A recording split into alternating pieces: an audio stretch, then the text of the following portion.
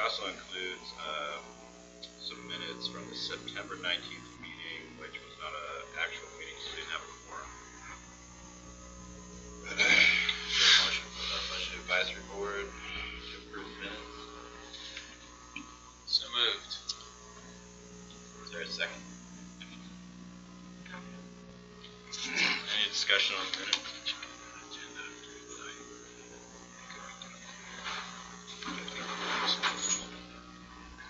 Okay, I'll call for the vote. All those in favor of approving the minutes? 1, 2, 3, 4, 5, 6 to 0. Minutes are approved. Chris Kaufman has arrived. Chris Kaufman's here.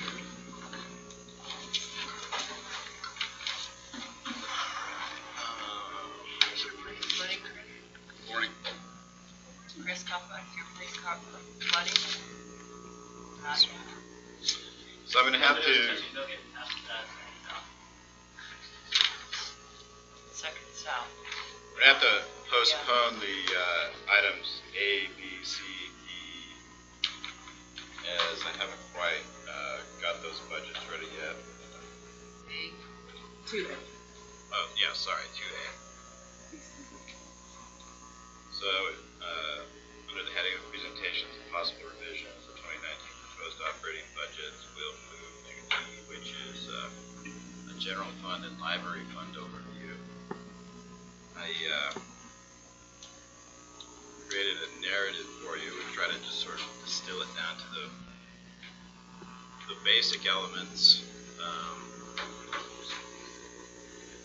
Right now, where we're at with regard to budgeting, we've got the general fund, $84,032 this morning in expenses over income, and this does not include any salary adjustment or any increase to the cost of health insurance. But that's, even though it's over, it's because there's some contingency built into the operating budgets and some, conservative approach to projecting revenue. I'm almost certain that this would end up closing out 2019 with the contribution to the fund balance. So I'd call this budget well balanced in the absence of a salary adjustment. So I'll bring that up real quick and show it you. Gotta move to a different tab here.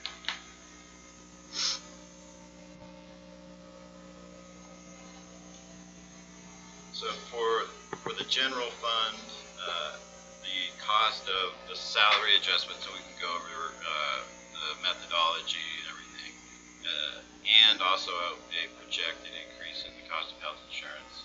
For the general fund, it would be $830,000. And some of these other funds have employees in them also. For 9/11 emergency funds, it's a small amount.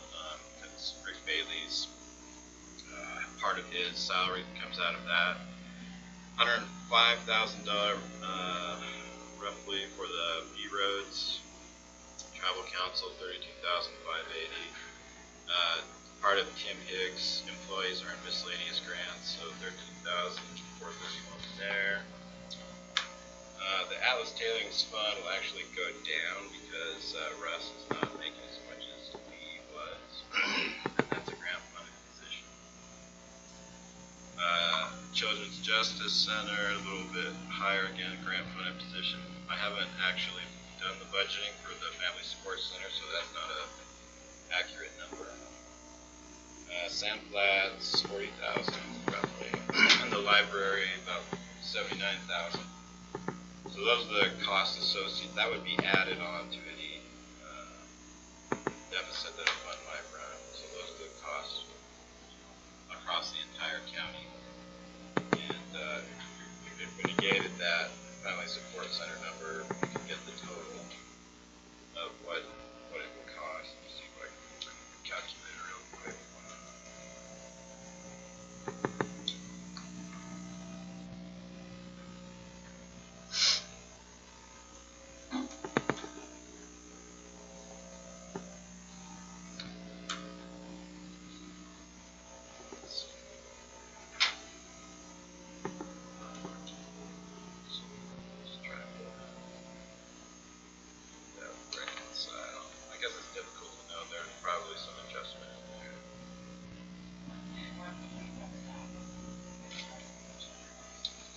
there's some issues reducing part of the grant, so it's gonna, the grant funded positions are a little trickier too.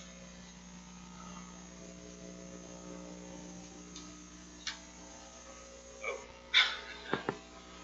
My coffee hasn't sunk in yet. I must have something wrong there.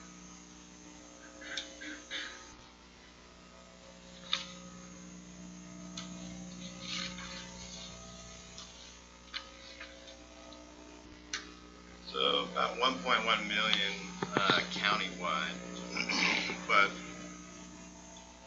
the only two funds that can't cover the expense with the revenue that they're going to bring in is the general fund and the library fund. All the rest of these funds, their revenue that they have will balance. And so the general fund and the library fund is what I put on the agenda specifically because those are the two that can't cover their own salary adjustments and increases in health insurance. Any questions on just sort of the general numbers there? The overview there. How much is included in that additional number? 100,000.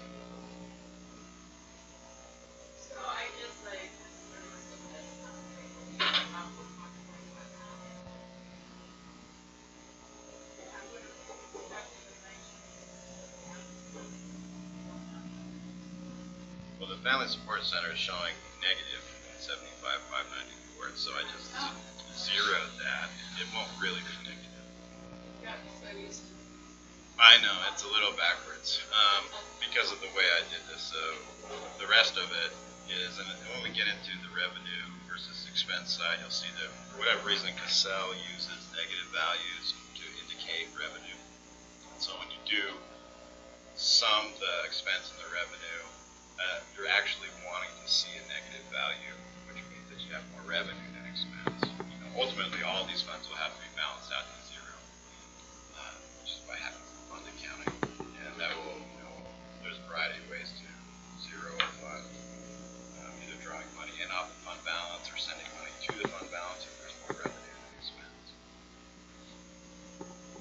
But those are the, you know, even though the entire budget isn't completely nailed down, I'm very confident these numbers moving through the rest of the process are not going to change that much. So I think this is pretty close to what we're looking at, you know, given what we, the Budget Advisory Board has come up with.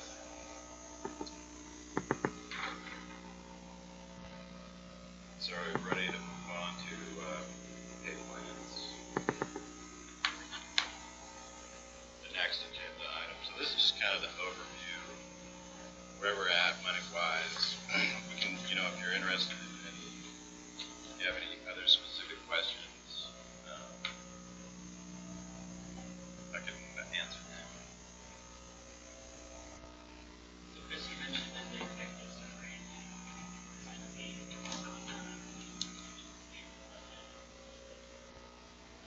know that concept about not giving any pretty much go out about raising that plan in this current version. In the past, it's probably, you know, it can range up to as high as nearly $1 million. And I don't know that you're calling it all contingency. What ends up happening is that most of the budgeted expenses that don't actually get expended are the result of recruitment problems, retention problems. And so, since the salary adjustment is intended to combat that, I would expect that the vacant positions in the county would go down, and that we would actually spend what we budgeted for those positions. And so I would think that what we used to call contingency or whatever, you know, the $800,000 that's different from what we budget to how we close the year would at least be cut in half, probably, you know, and maybe even in the sheriff's department, their recruitment issues are pretty severe, and so they've got 4 vacant deputy positions this year. That's $400,000 right there, budgeted that hasn't been spent just due to their inability to recruit And so, I think that if the salary adjustment is successful and we solve our retention and recruitment issues, then the contingency is going to go way down from what it is. And so I would expect it to be, 400,000 or less. And then, like I say, it's hard to relate also because I think that the budget advisory board this year has been a lot more detail oriented in projecting revenues and getting closer to actual likely values, where in the past, the revenue projections were considerably more conservative. But we've done the same thing on the other side, which is to get closer to true expenses too in the budgeting process. And so I think our figures are closer to reality. And so I would expect that the difference between what we budget and what we spend will be considerably less using this particular process than what we have done in the past. Which is a double-edged sword because you have less cushion to work with. But I think that it's and it gives us the ability to use our money more effectively because if you lock money up in a line item, with a higher than needed contingency, that's money that can't be used elsewhere. And we're in a year where we need all the money, available. And so. And this doesn't include requested positions? It includes a few. Let me just see if I can figure out. Most of the requested positions it does not include. I'm trying to remember which ones. I think in the jail we have 2 proposed dispatch positions because in order to maintain our certification in dispatch we have to add them. And so that's why I put that in there. There's also a switch in the jail. Let's see if I can bring it up. This particular display. Let's see if I can find it. It kind of munches all of the proposed positions into one. So I have to go over the financial and show you. But there's also historically been budgeted a maintenance position in the jail, which we've never filled.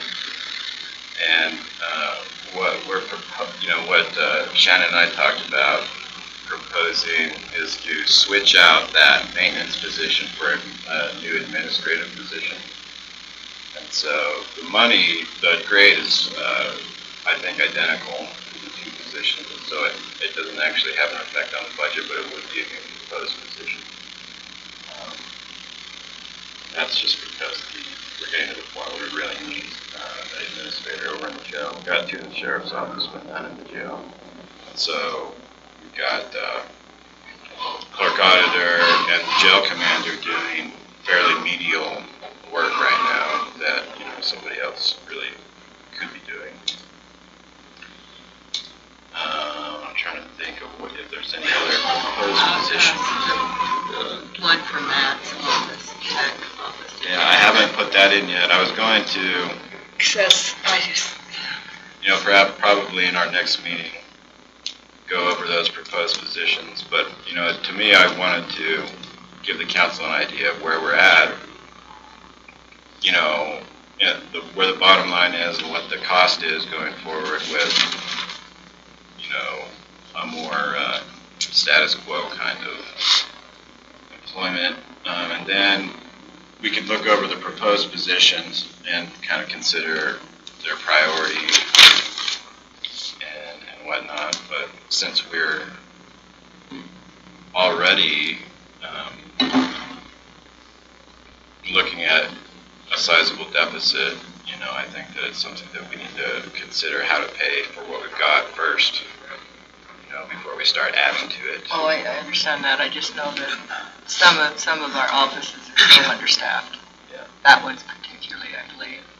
So, human resources has, talked about an assistant. IT is talking about an assistant. The travel council is talking about a part-time social media position. In some cases, like for instance with the travel council, they've got the money for it.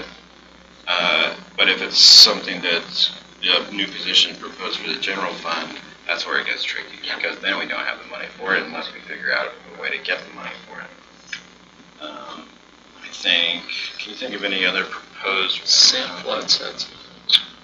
Did Sand Flats have any proposed positions? They already got their proposed position approved, which was to move one of the Tech 3 to full-time right now. That's already happened. And I believe that's already factored into the budget. Did HR get mentioned? Yeah, I just mentioned the assistant for HR. Trail mix ones. And then trail mix, that hasn't been plugged into the budget yet. And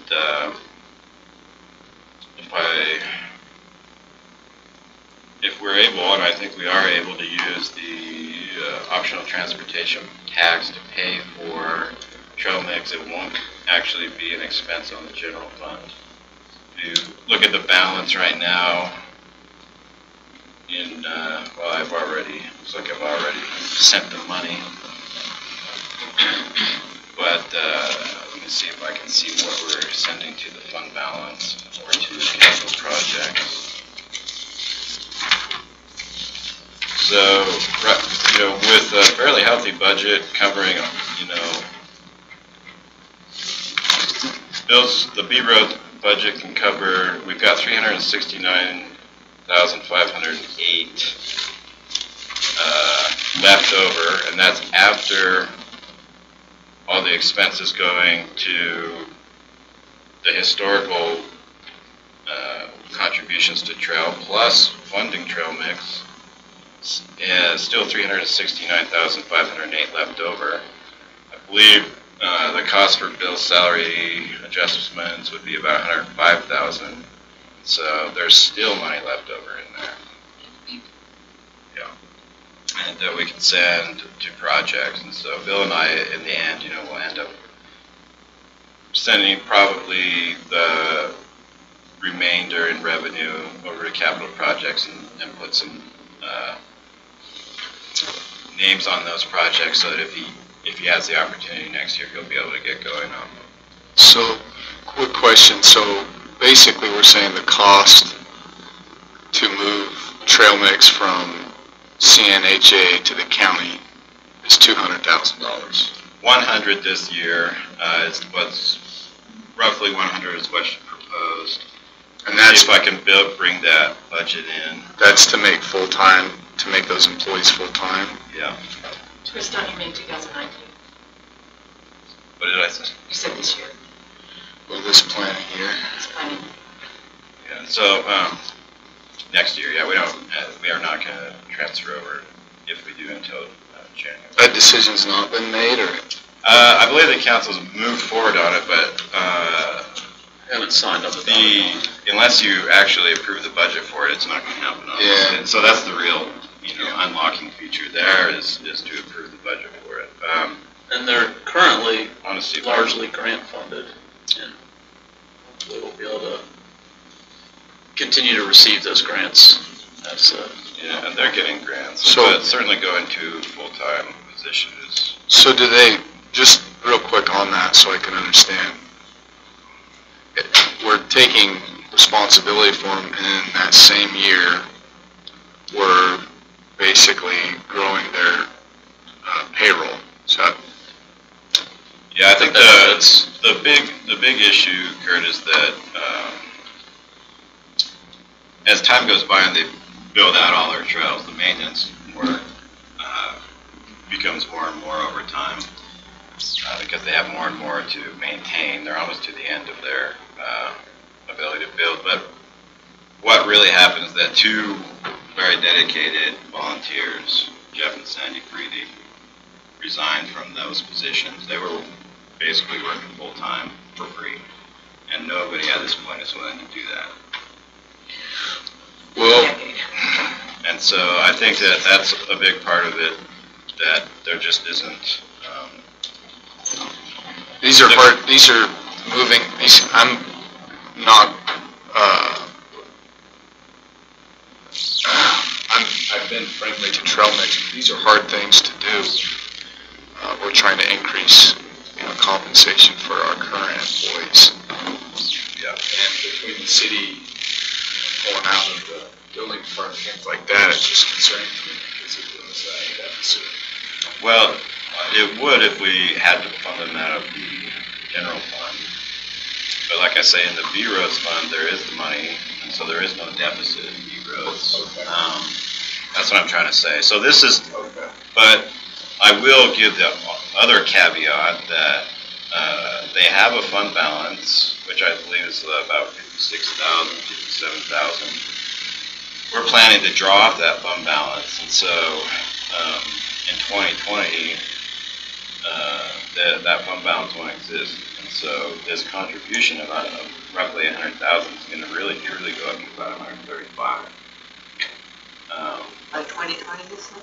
Yeah, so 2019, they've got the fund balance. We can draw off it to help, soften the blow or the transition. One of the nice things about the optional transportation tax is that, if the economy improves, we automatically get more money. It's not like property tax, and so it has a roughly 4 to 6% growth every year.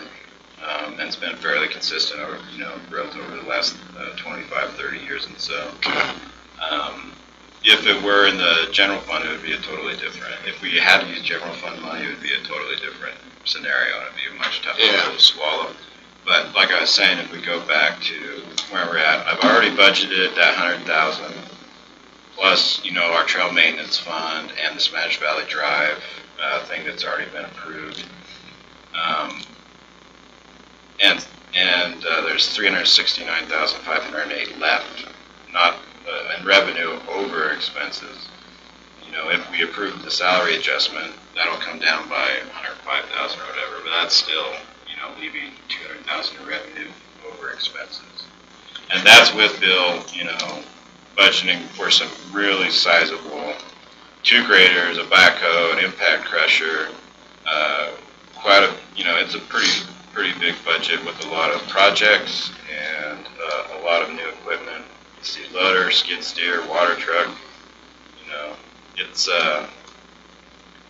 It's not like Bill is having to cut down on his operation in order for us to be able to afford trail mix.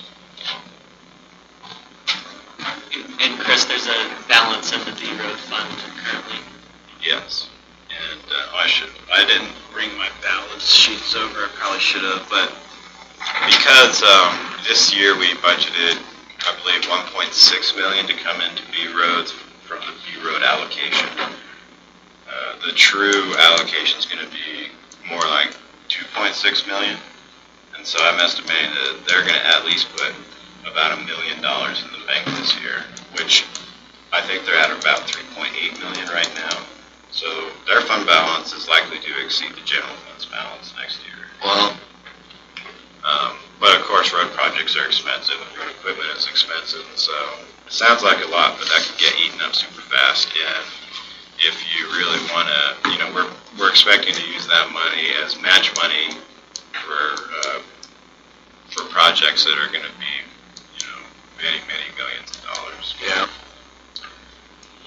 But I would say in this fund and the B-Roads fund, and if we can, and I looked up the law, it does actually allow operations and maintenance of trails. That was my next question.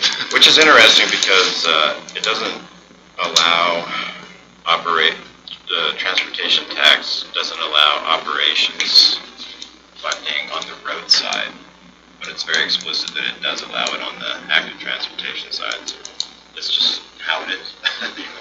But fortuitous for trying to bring trail mix in place under the county umbrella. Let's see. Any other questions on just sort of the overview? There's no new growth in the budget because we're not allowed to budget for it, correct? Yeah, I mean, I actually reduced, well, you can budget for the new growth that we got this year, next year, but not what we're gonna get next year. Correct. So, but I did reduce for this year, I believe, our collections due to the Union Pacific pending judgment and that amount of money going into escrow. So I pulled that 80,000 off of this year's projection. And being conservative, pulled it off next year's too, although we probably get it back. But just to be conservative, because the Union Pacific has appealed their value, and everyone seems to think that they're going to win, and it's going to reduce their value by 50%, roughly, isn't it? Something like that. And that's a huge hit on our tax base, or the value, total value. Eventually, if 33 the, million. what's that? About 33 million in value. In value. Yeah, For us. for the account, for Yeah, the for taxing entities that are in the districts that they, It's not a 33 million loss in revenue. It's a $80,000 loss in revenue, but, and It's Chris, going- why did you take it off of 2019? well, we can put it back on. I was just being conservative. Would it be recalculated back in if it was true? I'm just wondering how long is it gonna take, and how long is this escrow account gonna go on for? Because if what's happening this year continues into next year, it'll be the same scenario. That's true. Yeah, but once it gets settled, it's enough money that if that money just goes back to them, I guess, well, how far back does it go? Is it just this year that it would be effective? As far as I know. Okay. Yeah, That's the sheets that the tax commission sent were just for 1 year. Because sometimes Does it these, change for 1 year? sometimes these appeals will be retroactive, which means that you have to pay them back. And if that's a large enough number, the council might consider doing what's called a judgment levy, which is basically putting that dollar figure on the tax roll and having the taxpayers pay it back because they would have paid it and should have paid it before. But I don't think that's the case here. But I did reduce it by that 80,000 from what the certified tax rate of all the calculations showed that we're going to collect this year. But there will be new growth, we know that, but you can't budget for it. So that's just the way it goes. But I think it's important for everyone to keep that in mind. That's going to be part of the calculation for next year. The loss of the Union Pacific? No, the new New growth. Yeah. And you just have to look around town to know that it's going to be there, it's going to be sizable. For the general fund tax income, in 2016 the new growth was 0, but that's because centrally assessed sucked it all out. But they changed the law so that no longer happens. But in 2017 it was about 81,000, and this year it's 127,000.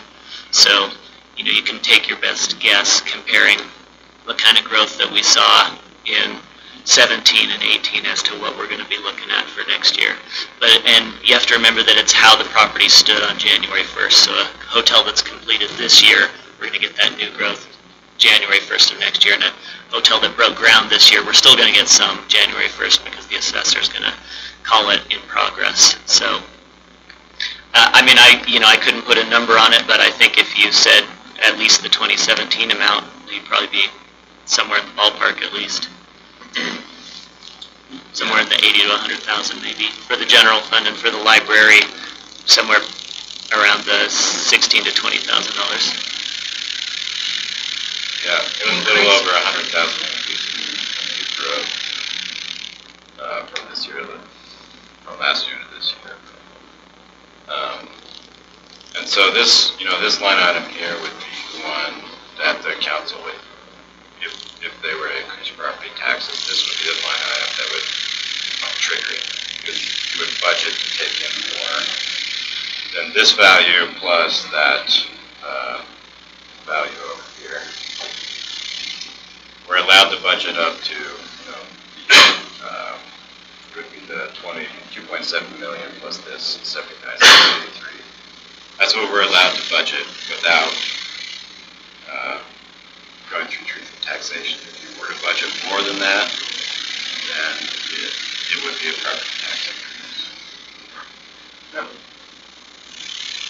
You're saying that those two would fit into truth and taxation? This right here, this general property tax line would be the line that if you were going to increase property taxes, this number is where you would increase that revenue.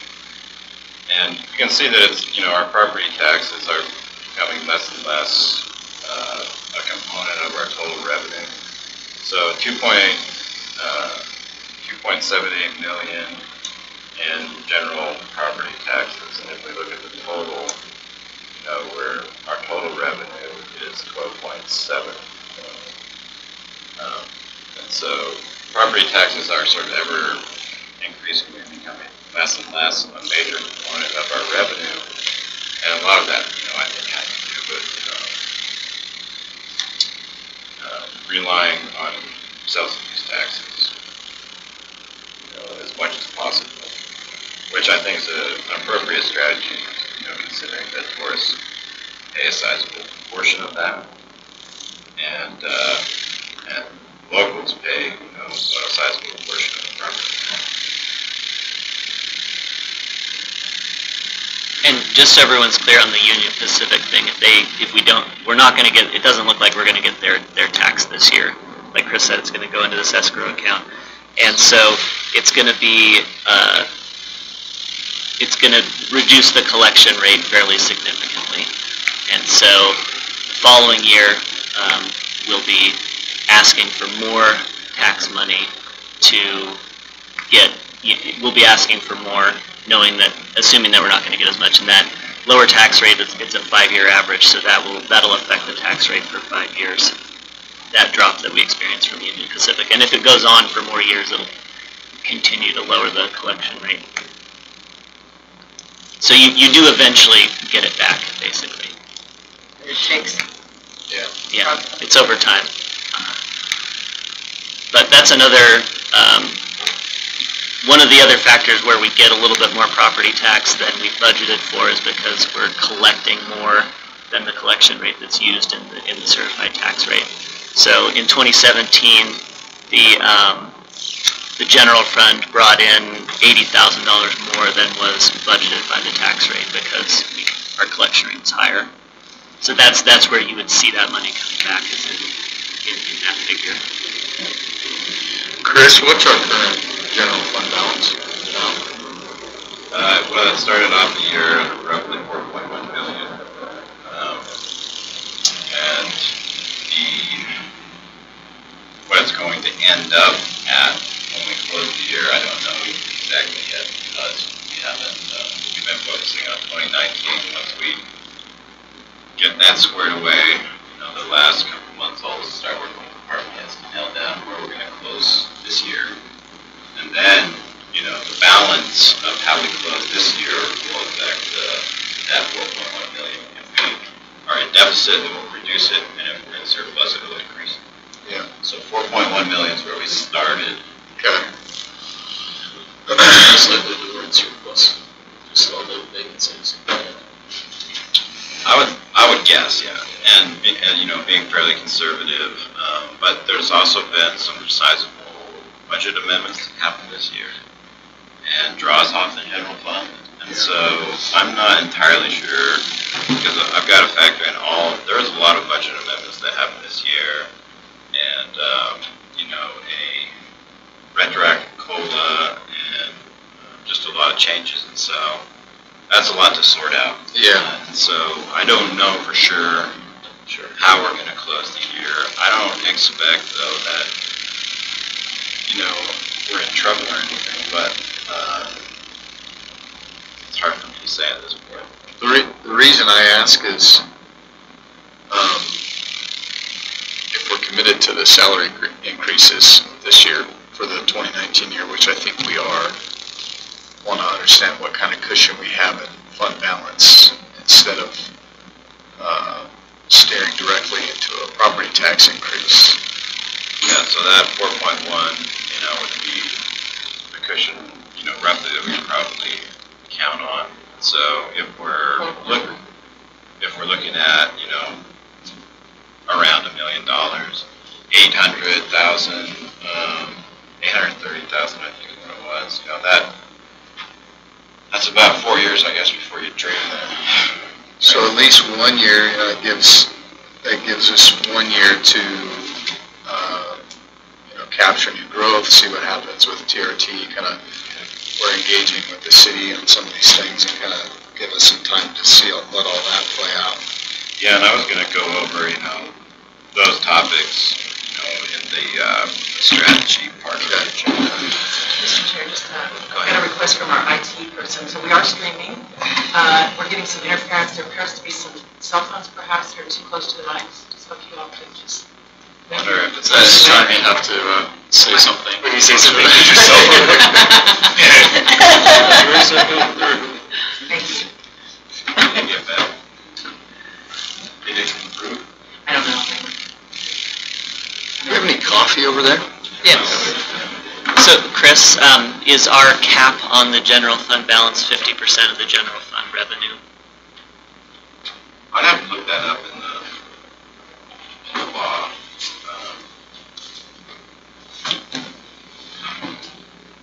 I've heard varying interpretations of that, and I haven't had time to actually look it up. If we do get close to the cap, if we start putting money in, and I'll make sure when I do the modified budget for this year to pay attention to that specifically. But in reality, that there's no reason to ever blow past that value because we have a lot of needs in capital projects, and you can always transfer that money over to capital projects. And capital projects fund does not have the same limitation, but it does require that you put an actual project to the value that you put in there. You just can't have it in there like Yeah, a to the general project. fund. It has to have a specific project associated with the money or projects. And so, we've got plenty of those with lots of capital needs. So there's really no reason why we would ever get in trouble with having too much money in the general fund unless we didn't pay attention. And so I'll definitely nail down that law. It seems like it might be confusing because perhaps the law varies certain districts and counties, I'm not sure. But I've heard varying reports of what that restriction is. I looked it up and I can show it to you, but there's two tests. One is and it's the greater of the two. One of them is the amount of property tax you're bringing in, and the other is a test on the general fund revenue, a percentage of it. And for counties that are greater than, I think, $1 billion in value and 100,000 in population, it's 20%, but we wouldn't meet both of those tests, and so we'd be at the 50%. So I think 50% of general fund revenue. I believe so. Would that be half of 12.7? Yeah. So we still got a ways to go. Yeah. Before we get that. That restriction, when you really think about it, doesn't allow us to have that sizable rainy day fund because of the total expenses that the county incurs. If there really were a major downswing in the economy or some kind of disaster, that kind of fund balance would get eaten up fast. So, but that's just what we have to work with. So I'm not entirely sure how detailed you all want to get with the budget that we've established. But have to answer any questions on it. I also wanted to go over the library wasn't there, and you can see that they're in a similar position where their revenue is not capable of paying for the salary adjustments. And in the library specifically, their only main revenue stream, as you can see, is so it's a tighter situation with her options for being deficit at that particular fund. Chris, quick question. The money that we saved in the meeting earlier this week for the district, has that been factored into this? Yes. So what I did was account for that PRT. So the expense side of that, look at it, make sure it's I think he was showing 1.2 million deficit yesterday so we've got before, so now we're at 800. Got it. Good. We were, so. Yeah, it went down a lot, and so it was a very 434. helpful meeting for us. But, you can see here we've got 79,000 budgeted for EMS operations. And, 325 down here to go to solid waste. And so what that does is it frees up more PRT, which then, feeds into the general fund and law enforcement. And that ends up being revenue in this part of the budget, the general fund's budget. So, yeah. Chris, we just got distribution from the state, and I have a rough estimate. It looks like our TRT through July is up 21%. So, looks like for the year, total revenue on TOT should have been about $3,762,000. I haven't gone through each individual, but that's just kind of a rough. That's good, that's conservative. And I mean, I think what did we budget for, like 11%? Yeah. So, I mean, we still have, another 6 months, but yeah, we're up from 2016, 17, so we're up, according to this, 21%. It looks like we should definitely, if we keep trending with what if we stay, bring in what we brought in 2017 in the next 6 months, then we should get about $5.5 million in TRT funds. Because we had a really big May, much bigger than 2017. So May was pretty significant. yeah, we'll pay attention to that. And, it might be, if we get closer to the end of the year, remember that the council approved the budget last meeting in December. There's some capacity to mess around with the budget up until that point. We'll continue to be able to refine our revenue projections as time goes by in the year. And so that's something to keep in mind, is that our revenue projections need to be adjusted as we see more and more forecasts in this year. Right, because these are 2 months behind the results. There's a 2-month delay. So for 2019, I believe I'm budgeting just over $6 million total TRT. And so that's what I've got for 2019 so far. And, I've done some trend analysis.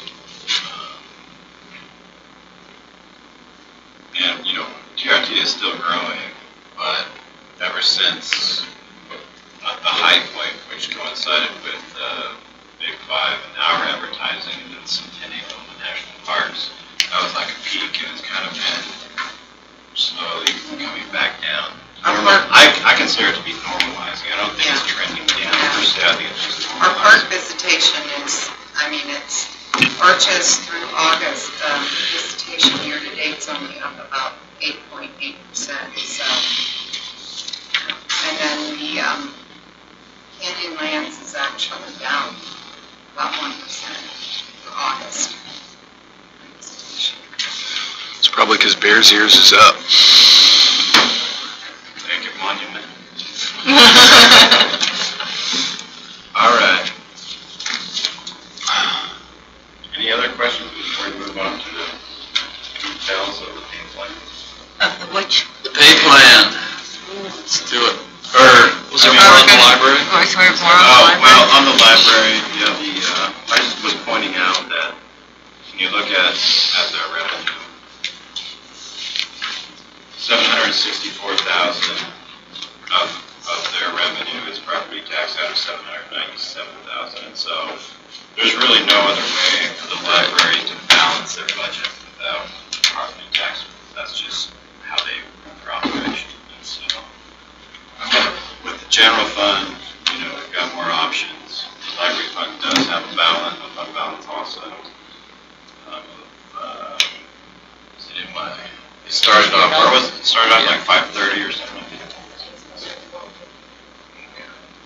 At this point, an enrolling balance, or when it started? Beginning of the year. I think that it was. Yeah, we had 400, is that? Or 540 is what I had on Where are you seeing that? the last line. as the opening At balance. the beginning of this year. Yeah. Oh, okay, yeah, I'm sorry. I'm thinking of what I were projecting for the end of Yeah. this year. So Yeah, so that's where we started the year. It's going to be a deficit this year, is that what you said? in anticipation of the salaries. Yes. Well, for next year, yeah, I mean, that will all go into effect, and so there will certainly be a draw of the library's fund balance if there's no property tax increase. And that's for sure. Probably for sure also.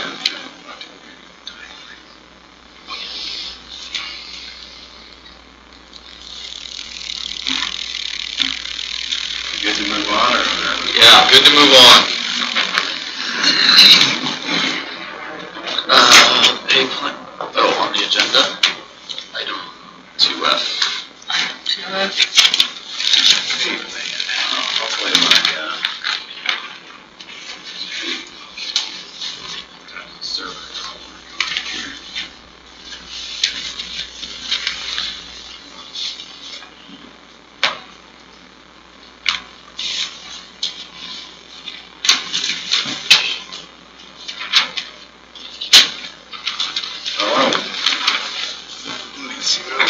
Got a printout of it. Okay, so Where are we, here? I'll put it up on the screen so I can hardly see it.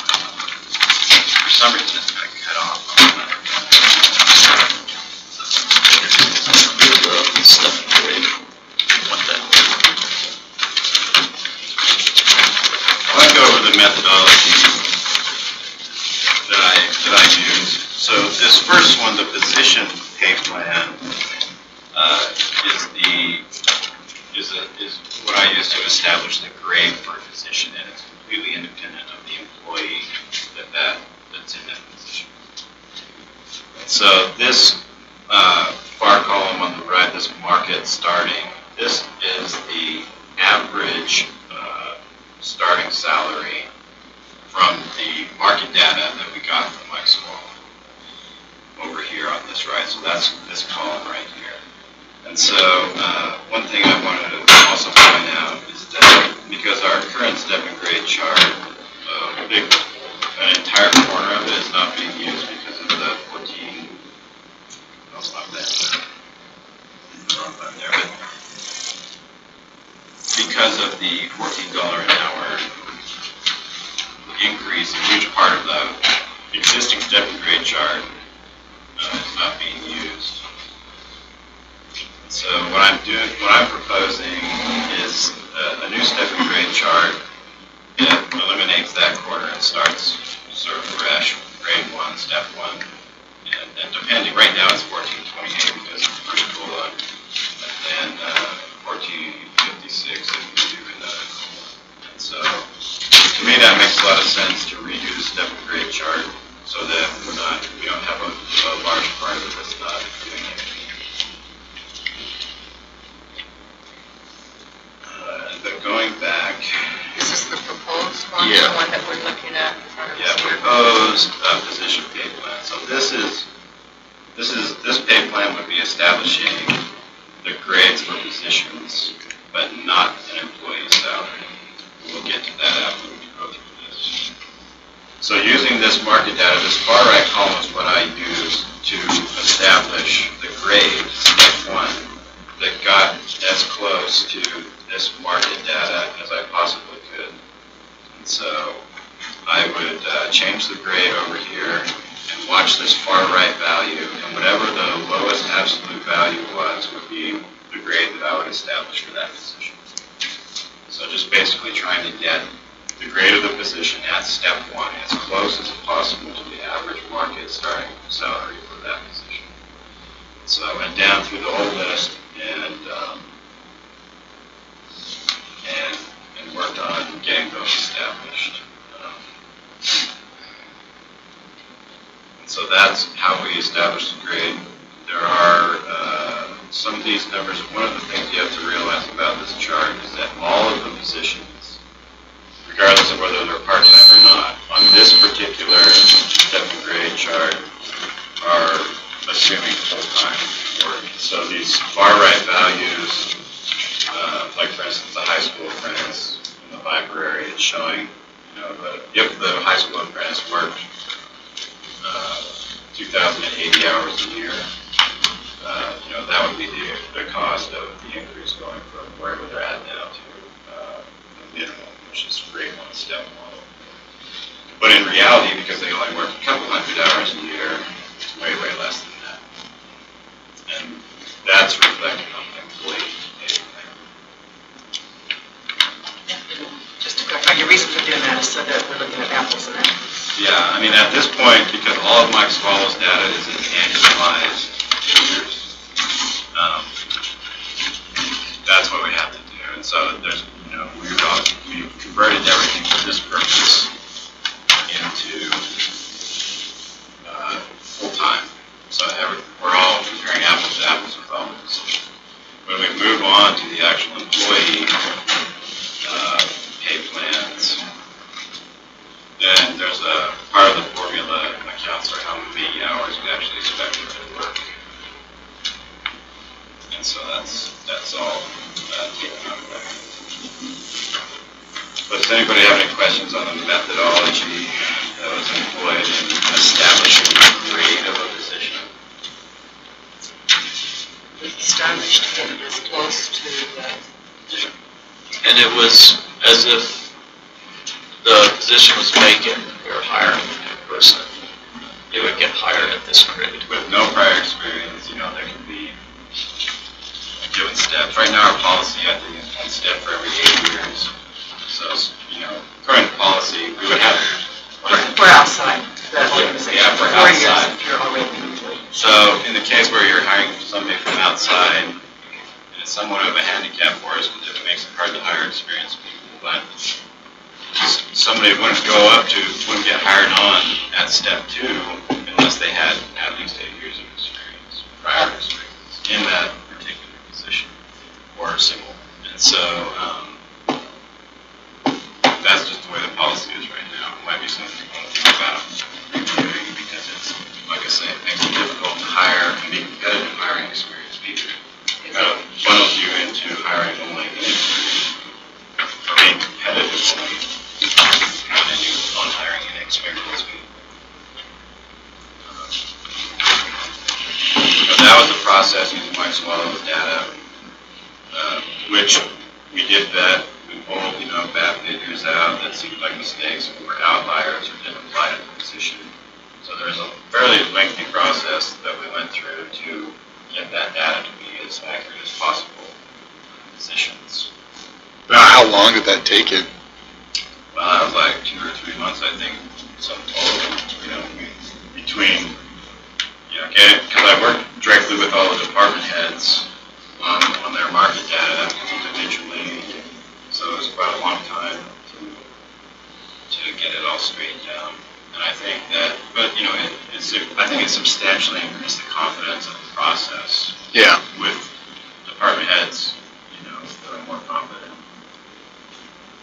And that really the backbone of this whole process is that market data. The council too, I would say.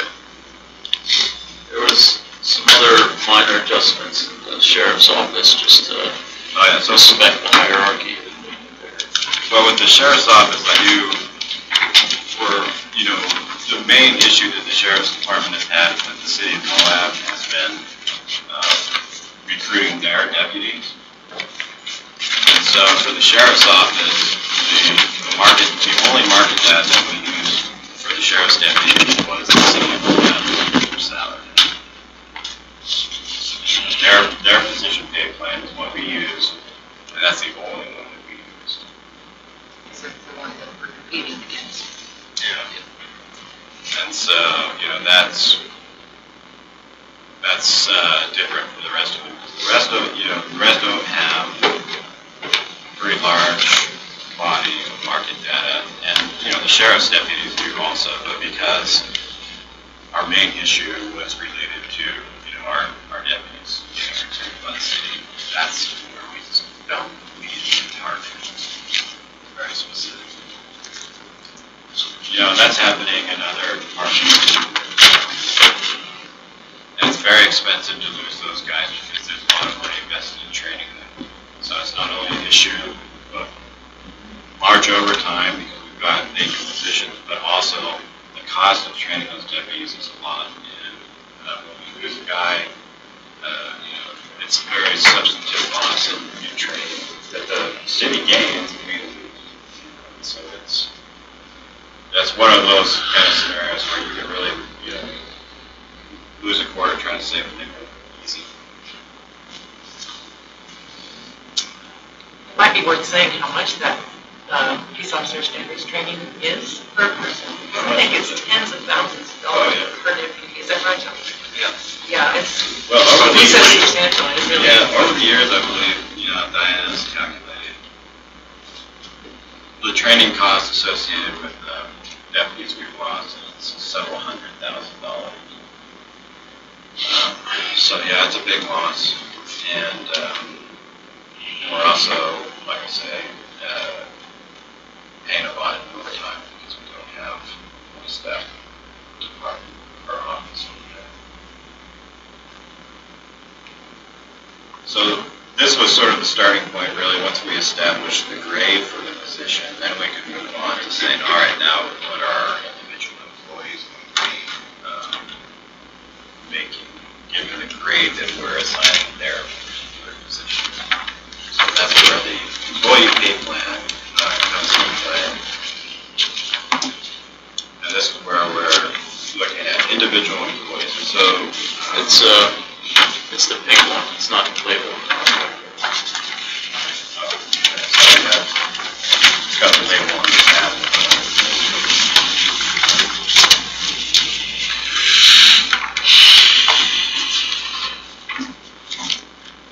So in this particular instance, the formula that we use to establish the grade I already discussed, and that's based on market data.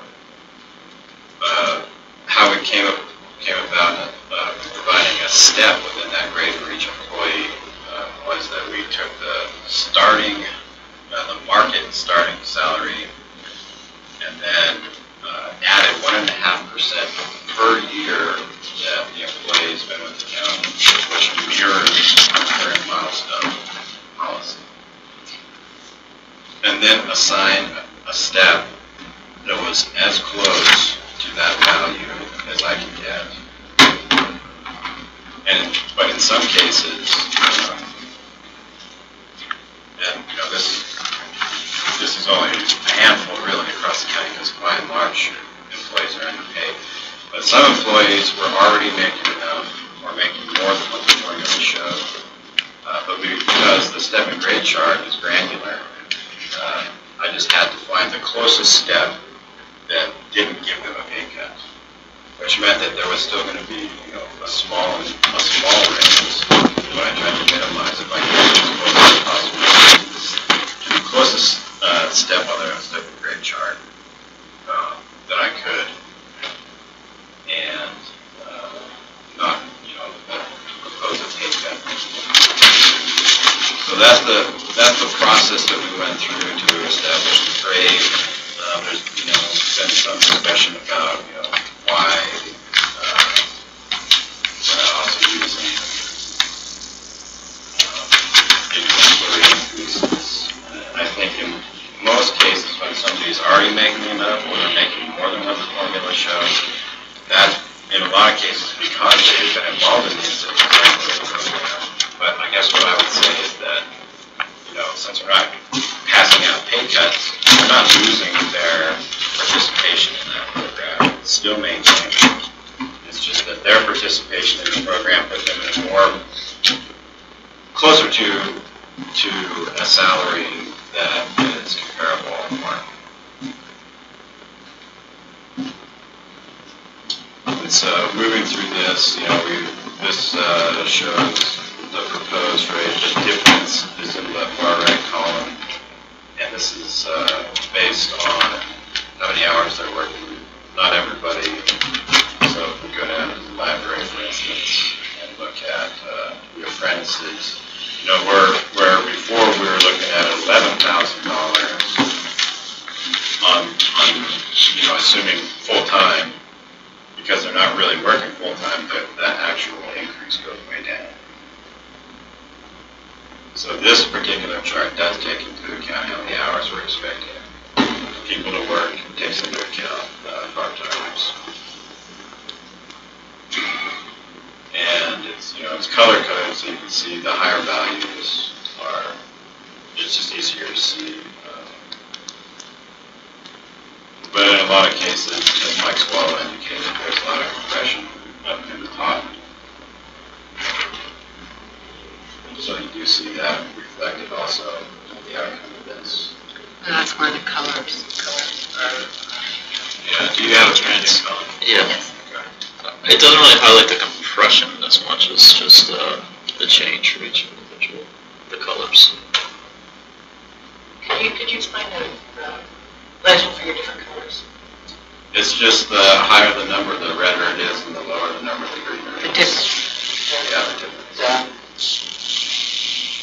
So the closer they come to where the salary survey indicates they should be, the greener it is. Well, that's over on the position pay plan, that's true. That's true on the position pay plan. But on the employee pay plan, it's just, this is just the difference between what they're making now and what they would be making if we approve the pay plan. For the employee pay plan. So the salary, this is the difference between where we're at right now and where they would be if we approve it. And the hours worked were estimated on the higher side. In some cases, I think with the library, there's probably more hours there than perhaps would get worked, and in others, I'd go refine it and get a little closer. But in general, I'd say it's pretty close. With Sam Platts again, I used reports from actual hours worked in 2017 to help me figure out, realistically how many hours are going to get worked in 2020.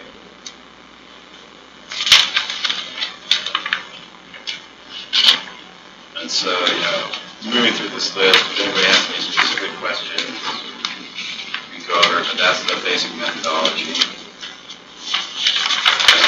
that I employed with the non-elected employees. The elected officials, we can go into that if there are no questions on the regular employees.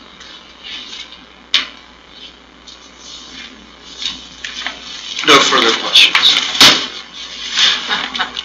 But that's the methodology, it's like, there was some discussion about,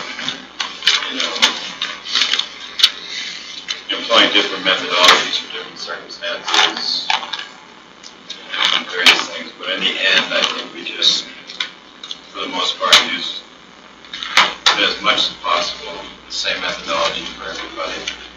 And so, in this case, the longer somebody's been here, obviously the higher they're going to end up on the steps. And one of the issues to kind of realize is that I think prior to like 2000, when was it that we adopted our current milestone policy? 2006, 2009. So prior to 2009, I think that the milestone was every 4 years instead of every 2. And so for the employees that have been here for a long time, prior to 2009, their current step didn't really relate to how long they've been here in the same way that employees who were hired in 2009 or after, their step was relatable to how long they've been here. So, Just want to add to that it's not just the longevity. It is a merit program. They have to achieve an average of 3 on a scale of 1 to 5. In other words, they have to meet all the job requirements every year. that's good. So otherwise they should be.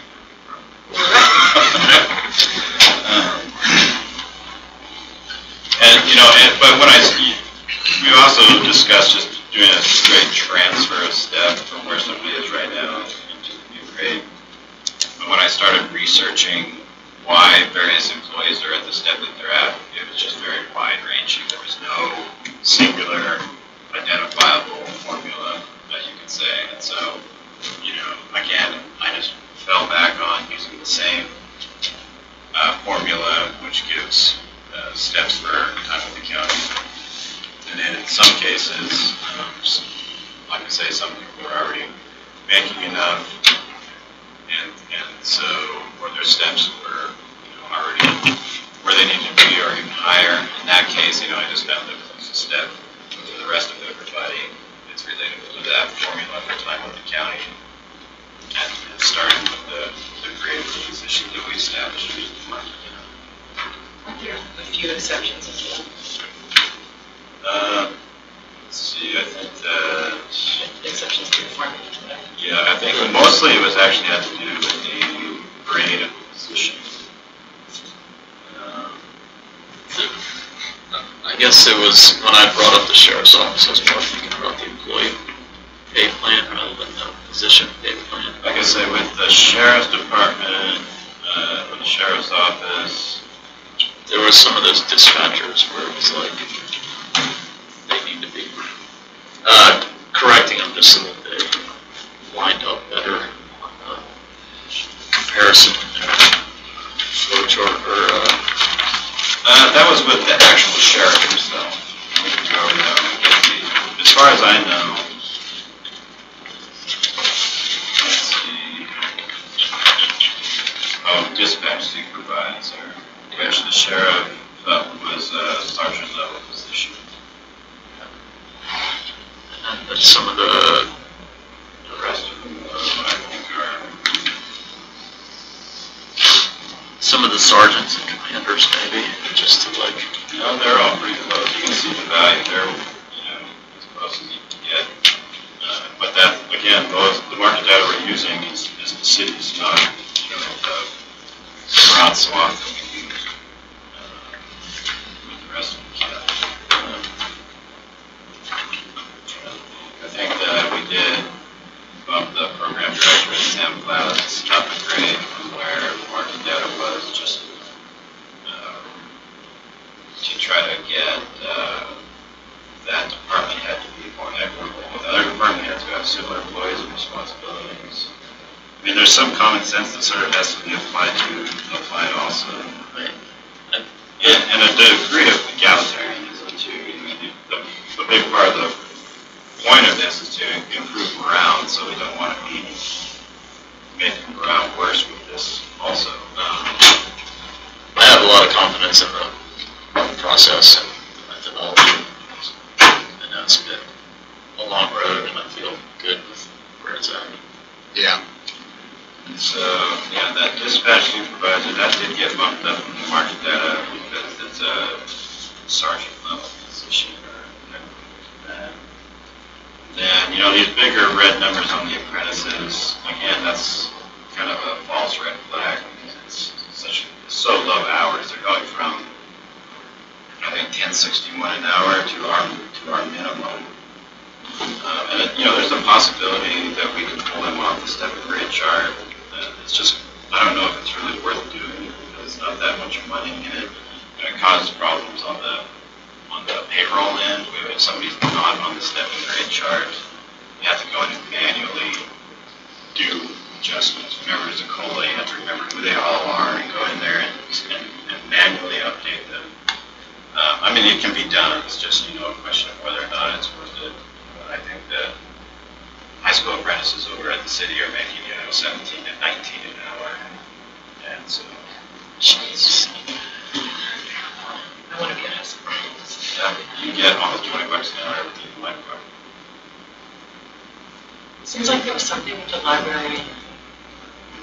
Oh yeah, then some of these assistant positions, because they require a college degree established for those positions, relative to other positions that have similar qualification requirements.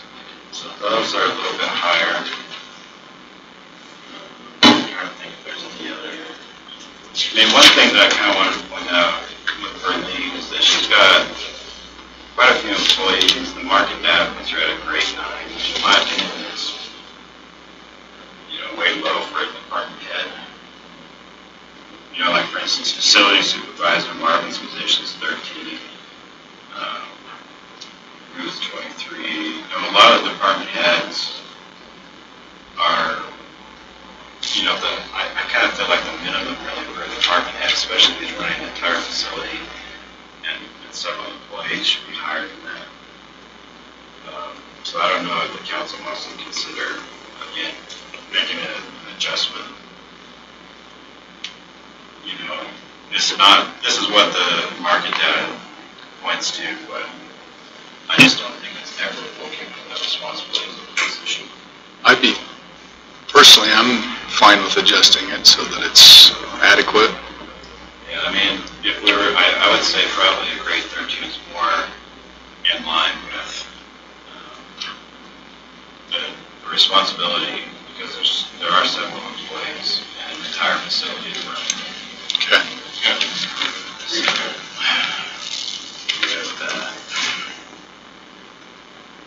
Is council agreeable to that? Well, they'll eventually approve this whole thing when they approve the budget. At this, we can make it, and if you change your mind,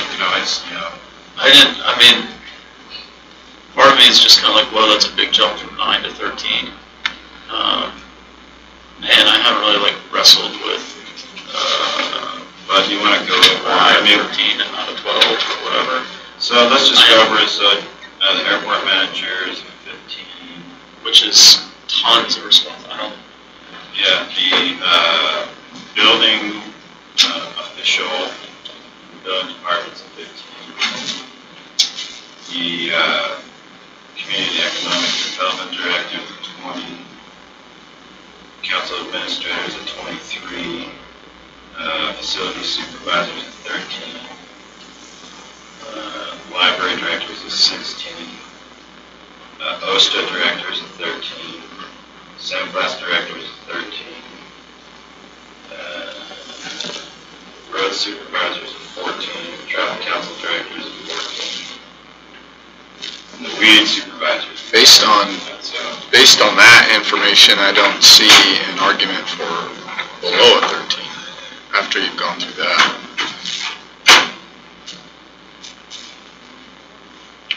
So, do you feel comfortable with that?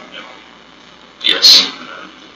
Like I say, it's putting it into the range where it's actual department grade. Whereas at 9, I just don't think at 9 is really. 9 is kind of an upper level employee, but not a department. I agree that 9 is off the mark. I think it's about a $4 and something per hour difference between 9 and 13. Just to be. Well, I'd like to step and grade chart that we can try it. This one? Step or grade 9 starts at 21.51, and 13 starts at 26, 15, 26, 16. So on this step and grade chart, it's like 4 something.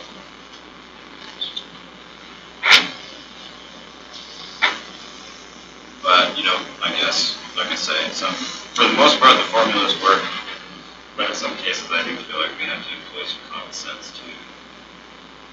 I believe there was a small adjustment also for our travel council director. Let's see. That's one that was kind of close to being right in the middle. Let me go over to the position.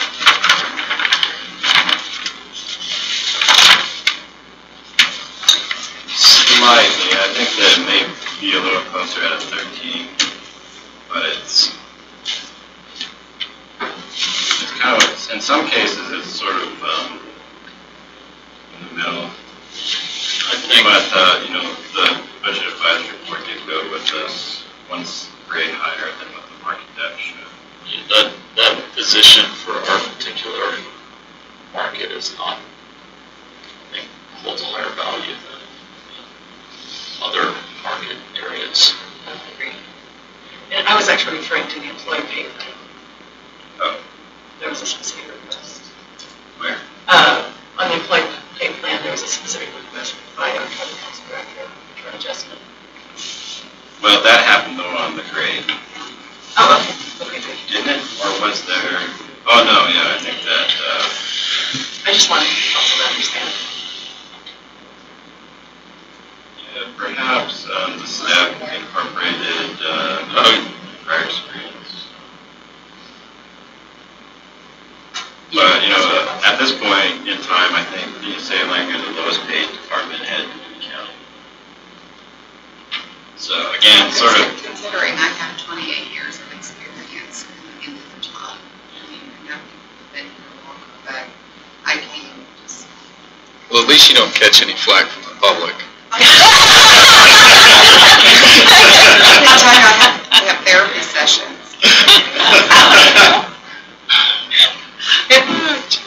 I think that is a function of the 8 years of experience required just to get 3% as a starting salary. It needs to be adjusted. So that will be coming to council before the end of the year, right, John? Hopefully. I mean, when you look at, we're number 4 out of 29 counties for Yeah. guaranteed collections. I mean, and we have to, and based on the budget, we have to keep generating that revenue. I mean, So- any way we can. Are we talking about further adjustments right now, or are we just giving history on the adjustments? that Just we're making sure the Okay. council is aware of anything that's outside the formula. No further history necessary. so, Kathy, if there's any other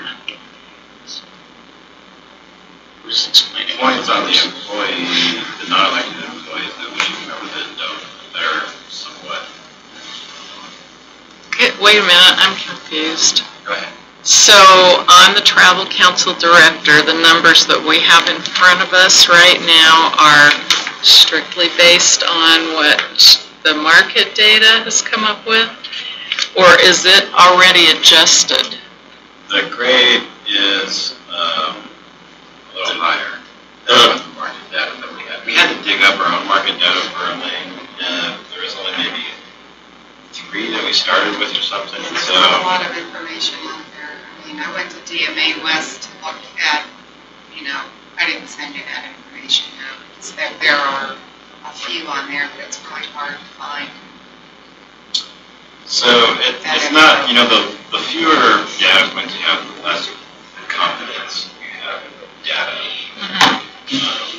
So, but it's not a big change. I mean, you can see in some cases that there are larger differences, and that's getting as close as I possibly can to the market data. So even just changing her grade up 1 from the market data, it's still, not a big difference. And it already is changed up one? Yeah.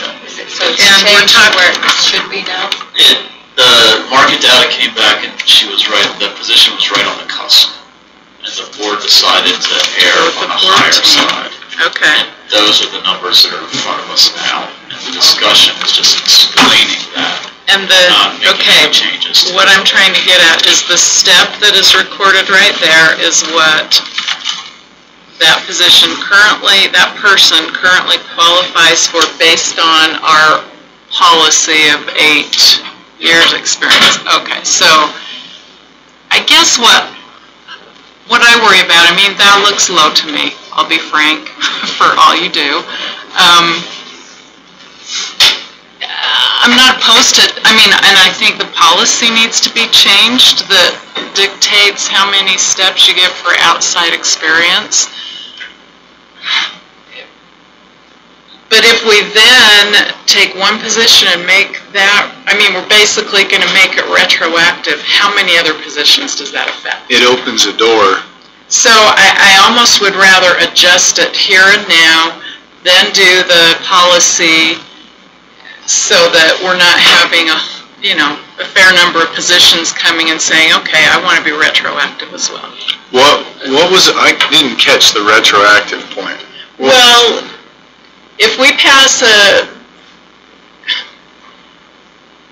because that step is based on her experience now. If we pass a resolution that says, for every 4 years of outside experience, you get a 1.5% or a 1.5% increase, then Well, it'd be 3 years. The step is 3 years. okay. Agreed. I think you. We're talking about implementing this pay plan for fiscal year 2019. Right, but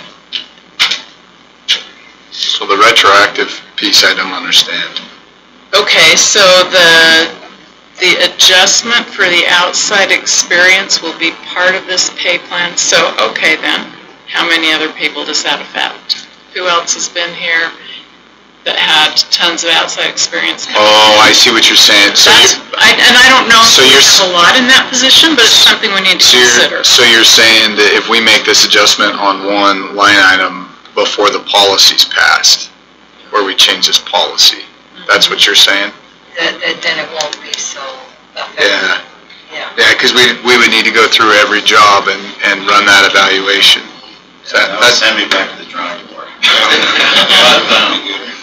Well, we did it last year, with all due respect, with one department head and with 2 department heads, and pretty much everybody else got shoved aside, and took care of certain people, and that caused a whole number of morale problems there in itself. So these things do have impacts, for sure. Not that precedent is right, I'm just saying it's not unprecedented. So what are you thinking would be a good thing to do? What is your thoughts? I think that the numbers as presented in the packet are appropriate. Not doing any adjustment. Today. I think that. I mean, there's a lot of adjustments throughout this whole thing. I think we're kind of zeroing in on one position here. There's been adjustments made for that equality idea throughout most of the departments, and we brought up one change with, I forget her title, over at the Grant Center, Senior Center today, to bring all department heads to a similar level, and I'm okay with that change. I don't want to start going through position by position besides.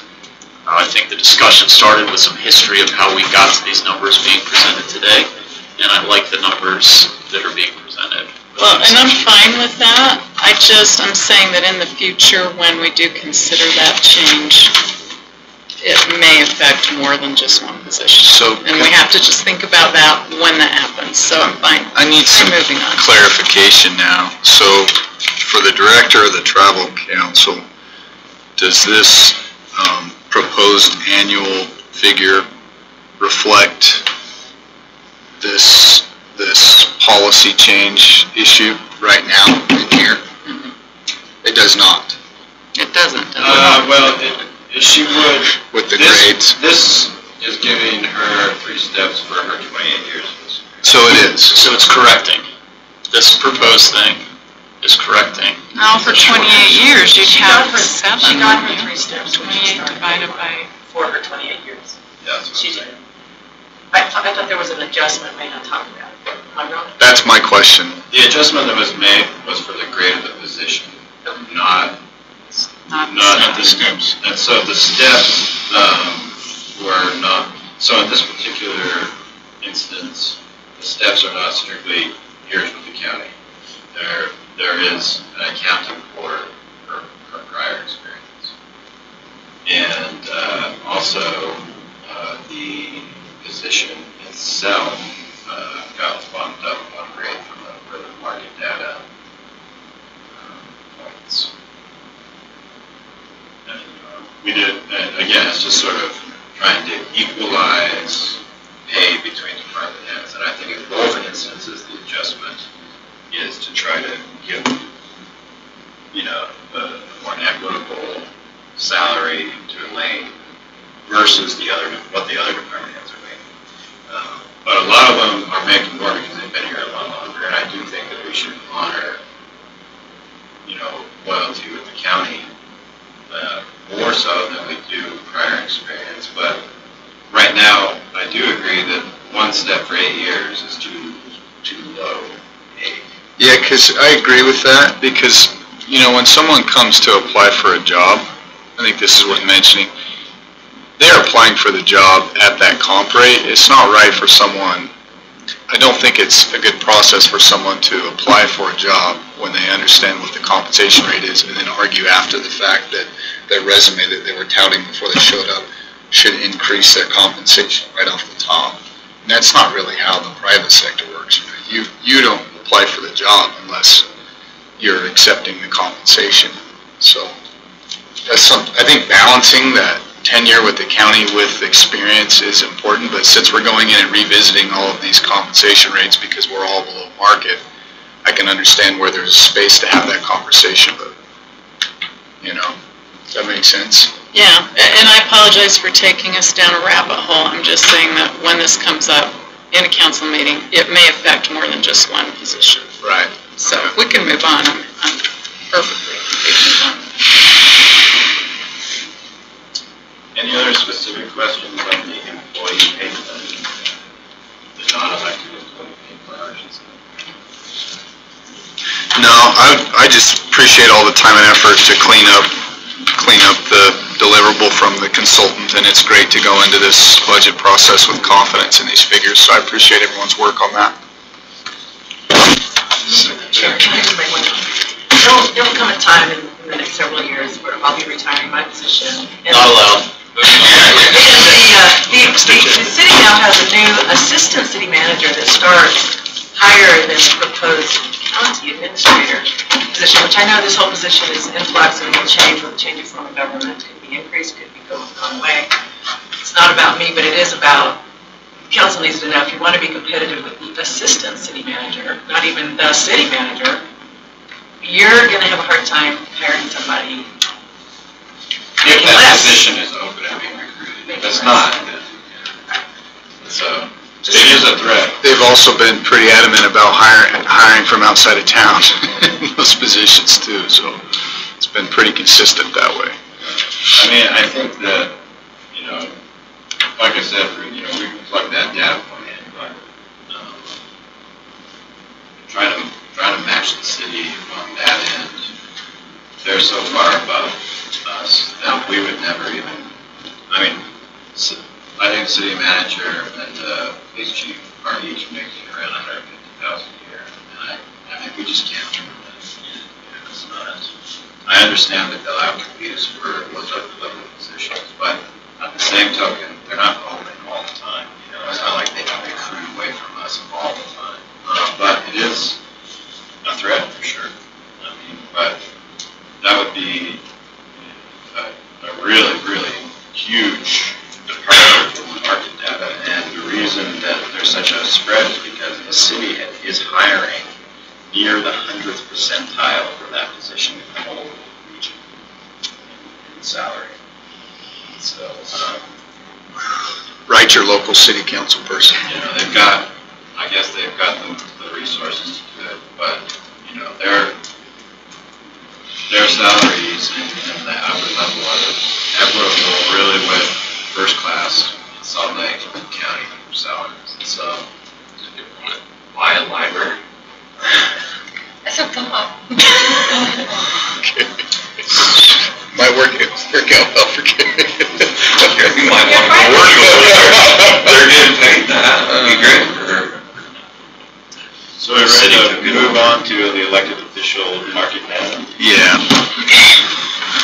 So let's start off, our market data for elected officials comes from this most recent Utah Association of Counties salary survey.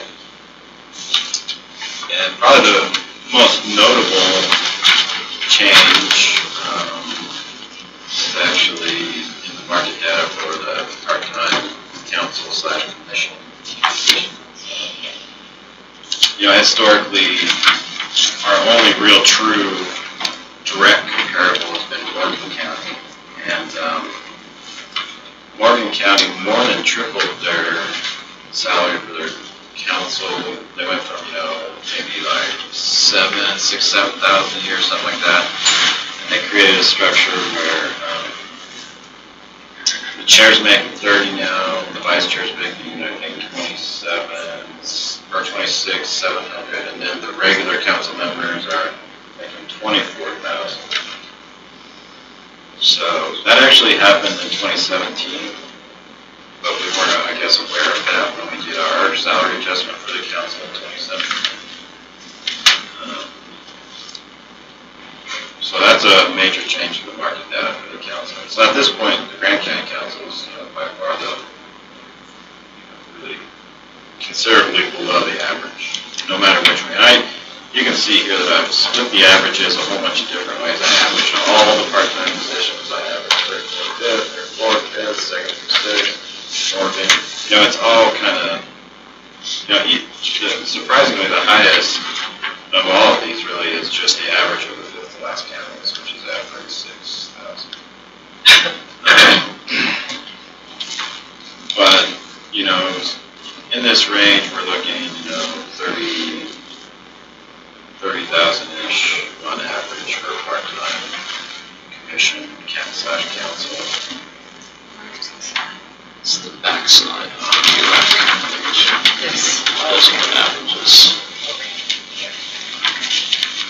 So I don't know what you want to do with that. We, you know, using market data, you know, what the budget advisory board did was go with Morgan County. 30,000 for the chair, 26,700 vice chair, 24,000 for the rest of the council, which is obviously a substantive change. So my comment on this, and I mentioned this to, I think, Jalen and Chris and the budget advisory board, do with this what you will, but a lot of the discussion, like we're trying to be fair to everybody in this process. Like a lot of these conversations we're having with employees is about, you know, fairness, and that's factoring in data outside of just the class of county. And so if you take, so Morgan County is the only other county that has our form of government, but like the discussions I've had with a lot of department heads and elected officials about the workload that they see, so being averaged out with just another fifth class county doesn't account for the increase in demands and how busy everyone is, which I see as a fact in a lot of those areas. 2 weeks ago, I was in the Morgan County courthouse. I was in the Summit County courthouse. I was in the, Heber. What's that county? They're all county councils. Wasatch. Wasatch. I'll tell you that, and especially in Morgan, it's not even close to the demands that we see both as council members and as employees, even though it's the same population base. These are quiet, sleepy courthouses in areas that they're not dealing with the volumes of tourists. They're not dealing with the kind of growth that we are. So I would just say that if in the name of fairness, I think the county council needs to be treated on the same level as the employees. And I'm not, obviously this is an uncomfortable thing, you know, to say when elected officials talk about their compensation, but I feel defensive putting Grand County in behind other 5th and 6th class counties when it comes to compensation for our legislators, because I guarantee you they're not working as hard as we are.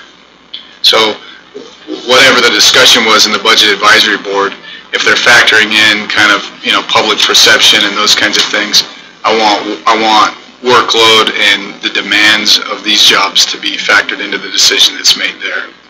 So the rest of the elected officials, with some exception, which I'll go over, we used the averages on the 2nd through 6th, partly because that's sort of what the rest of the way that we use the market data for the rest of the employees was sort of a broad average, incorporating the highs and the lows. We did knock off the first class counting for the elected officials. Partly where we ended up, as you can see, the average 2nd through 6th, the total difference in salary, and this is not including the council. This is just the rest of the elected officials. The difference, sort of that $57,000 difference, is kind of in the middle. So in part, that's why we went with sort of a middle of the road increase, but also because the salary values ended up kind of lining up with lower compression, given the salaries of the chief deputies and their employees in these offices. And so it kind of makes sense, that particular average, if we were to apply the exact same methodology to the council, it would be this 30,642 number for the council using the exact same methodology. There are a couple discrepancies. There's some outliers in the attorney's budget. These $20,000 figures are so far off from the rest of the figures that we didn't use those. It's probably part-time or maybe contract reimbursement, I'm not sure. And then there was one in the assessors that was weighed as an outlier also that we pulled out. So those were some adjustments that got made, but the major adjustment was with the sheriff, where we dropped the 6th class altogether for the sheriff, because if we incorporated the 6th class, there would still exist a lot of compression in the sheriff's department, and a couple of his employees would actually be making more. And so,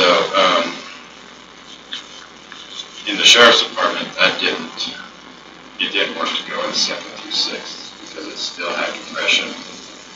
And I also, I think that I can make the argument that's probably fairly accurate that the sheriff's department is probably impacted by tourism more than most offices and departments are.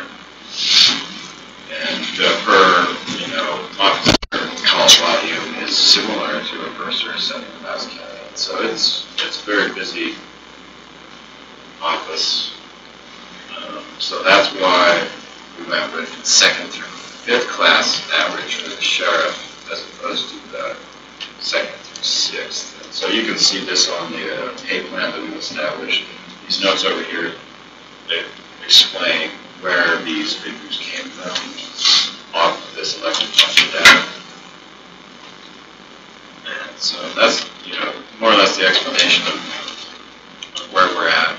And we can discuss any of this, if the council feels like they want to make changes. Well, help me understand the decision point, so I understand what you just went over as far as, how to come up with a number based on how the average was carried out through the other elected officials. So according to the math, it was proposed to leave the council a little over $6,000 less than what your formula delivered. So what was walk me through the decision point in the Budget Advisory Board to go with that figure? I'll tell you. Okay. There was a proposal on the table to use the same 2nd through 6th class average, I believe, and nobody seconded that. And then me I mean, it's embarrassing, it's awkward to talk about, raising your own pay. And I thought, oh my gosh, we better just go with the lowest one. So there was no Logic there? No logic at all. Okay. I just made the motion, somebody seconded it, and we voted. I think a lot of the comparison to Morgan was based on the form of government and, some honest questions of, is there 1,500 hours of work that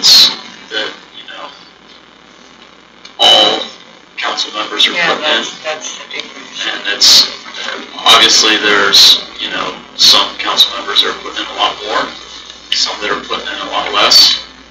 Another thing that we kicked around but doesn't show up here is that with the upcoming form of government, a lot of this, or change in the form of government, will, in all reality, drive those council compensations higher. And this was kind of like a stepping stone towards that. But I think Jalen's right that the council members were going to go to the mat over trying to drive it higher. One of the things that was nice about the Morgan model, which was unique, was that they have a scale. So the chair, who kind of has, especially in our form of government, the chair has more responsibilities and time that they're putting in. And so that was reflected through differences from the chair, vice chair, and just the seated member.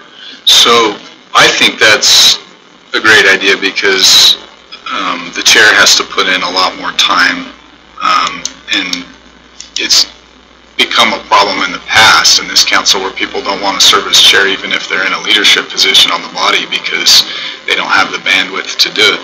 So I think that incentive makes sense. But the phrase, I don't agree with the Budget Advisory Board's logic, and that's not, I don't like having to advocate for my own pay either, but we're not asking to drive that higher, we're asking for us to be treated on an equal scale as everyone else. And if the logic behind that was, I don't agree with the logic applied, so I would be in favor of using the figure that the formula and the market pointed to. So, at this point, this document is a budget advisory report. And I'm fine if somebody wants to make a motion or feels compelled to make a motion to amend this tentative budget. When we present this in the beginning of November, then it will be the council's. The council will take over from there. I don't have a problem personally at all with going with the second through sixth average is the same as the all average because there are no part-time positions in the first class to compare with.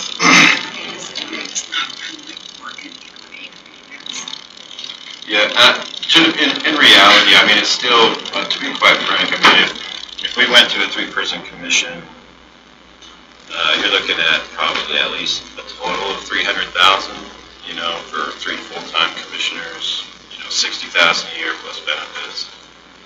And I think that's, even still considerably more. Let me go and see what the costs are here. Considerably more than even this adjustment would make.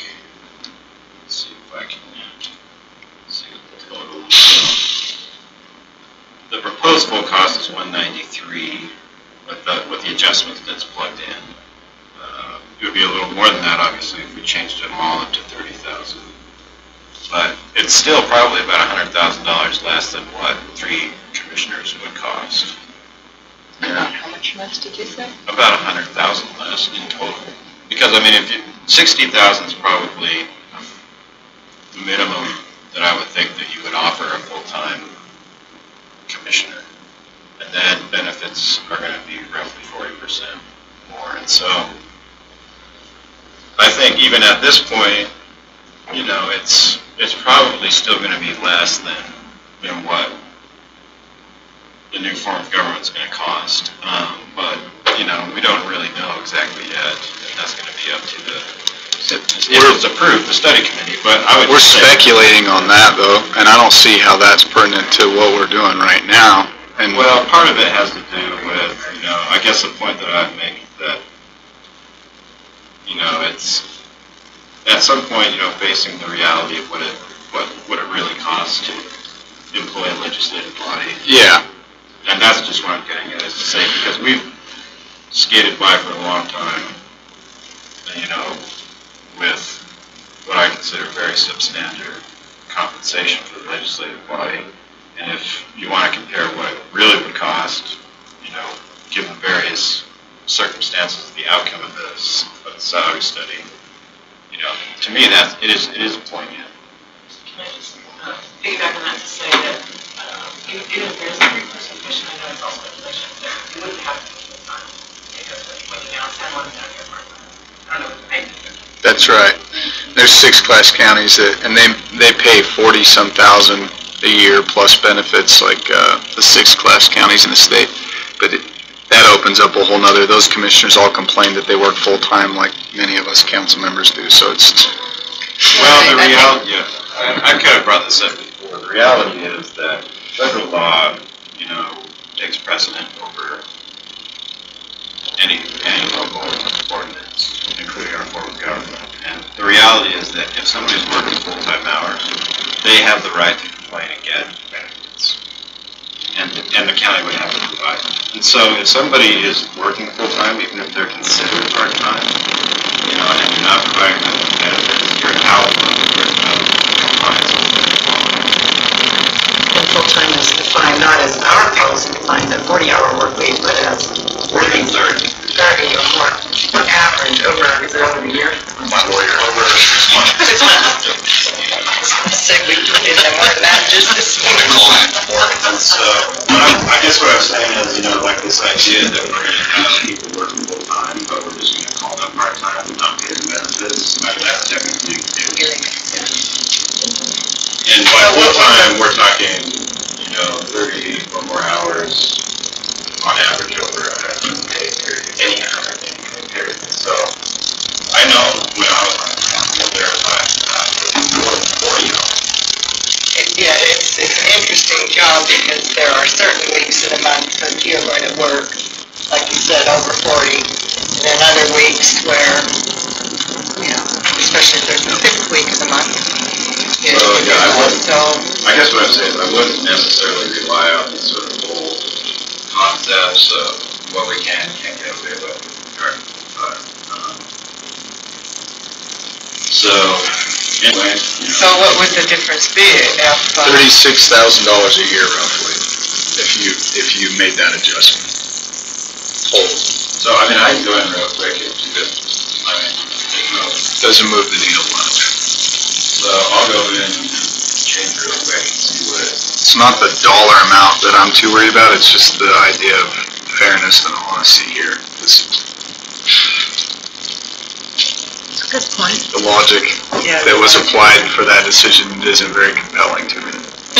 Because there was logic. I already admitted that. That's in favor of that plan, and I think that this conversation is exactly, you know, what happened with the market data and every department that looked at, decided, you know, where are these comparables correct, where are they not, and, you know, in the budget advisory board discussions after the debate, and there's a reason we're not including the full-time commissioners in the average there. Started off, you know, with most comparable, and it's, you know, I think the logic is that it's specific to, we know that the duties of this other county are exactly the same as ours.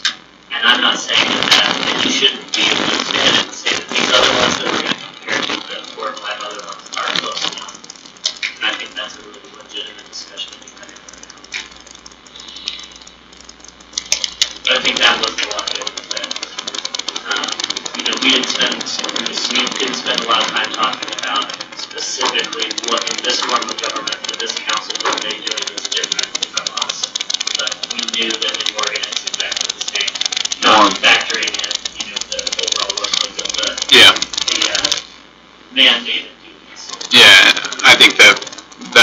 sense. But still, if we're still coming in last, there needs to be a discussion. Well, making an adjustment is not out of line at this point from what's happened in the past. We've always worked off, the market data we've had, the market data's changed.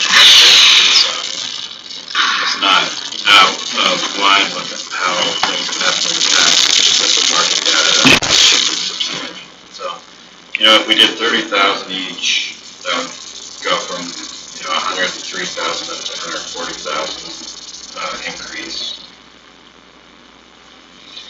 Can we look at which counties we're including when we expand from Morgan? When what?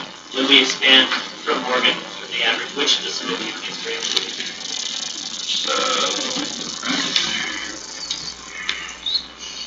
All these are highlighted. So I've got Daggett, Ridge, Wayne, Kane, Juab, Morgan, San Juan, San Pete, Wasatch, Summit, Box Elder. That's all. I guess there aren't any part-timers in second class either. So, I mean, it's basically an average of, it's a little bit more. The average is more than 30. It's like 36, 40. A lot of those comparables provide benefits also. To those part-timers. So you got to factor that in also, or at least consider that. So that's all the part-time. I mean, that's if we use all the part-time data points. That's really the incentive for a lot of those part-time commissioners. As a council, are we saying to the Budget Advisory Board that this proposed elected officials pay plan needs adjustment? A head nod from councils. Well, you're on the Budget Advisory Board too, so you can make a motion if you want. Now, I still feel hesitant to make a motion, so I was gonna, if that was the message that the council was sending to the Budget Advisory Board, then maybe somebody on the Budget Advisory Board would like to make a motion. I'll make a motion. Elaine? I'm trying to think of how I want to state it. Ruth?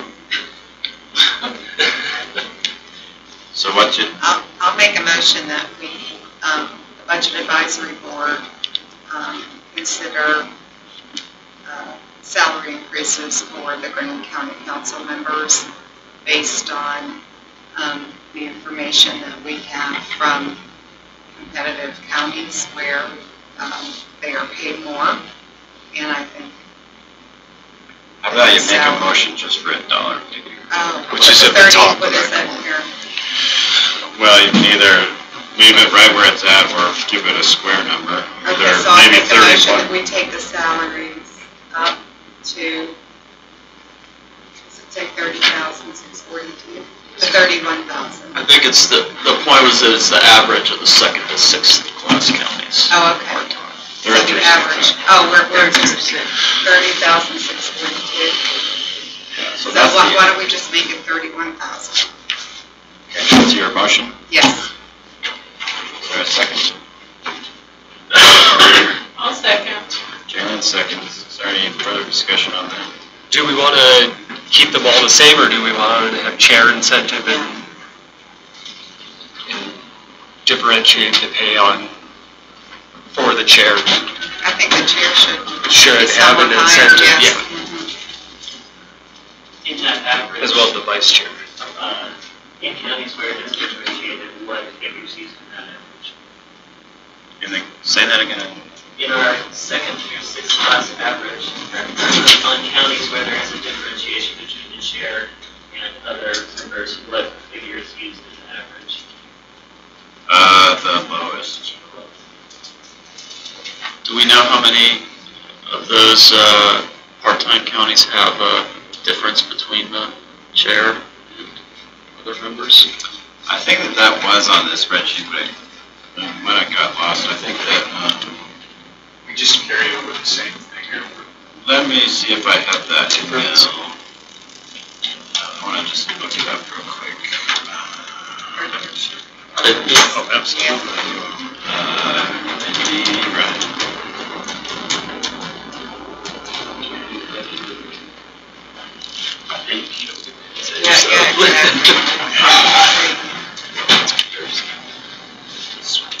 Sideways. There's a thing at the top, switching. Where is it? To hover a little higher. Slide it. Yeah, no. I don't know. For some reason it opens this thing up in the browser, it drives me crazy. I don't have all the normal tools. Yeah, I don't know. Anyway, I'll just have to look at it sideways. I'm trying neck hurts.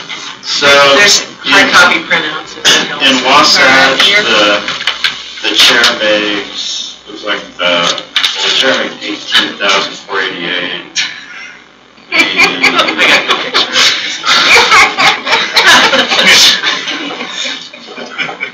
You can just. I don't know what this figure means. In Cache County. Blurred out. I'm trying to see. So Morgan, we already know. Does that rotate? Yeah, that's what. That's a refresh. So I don't know. There's a hard copy right in front of me. No, Where's the hard The hard copy? copy's edited.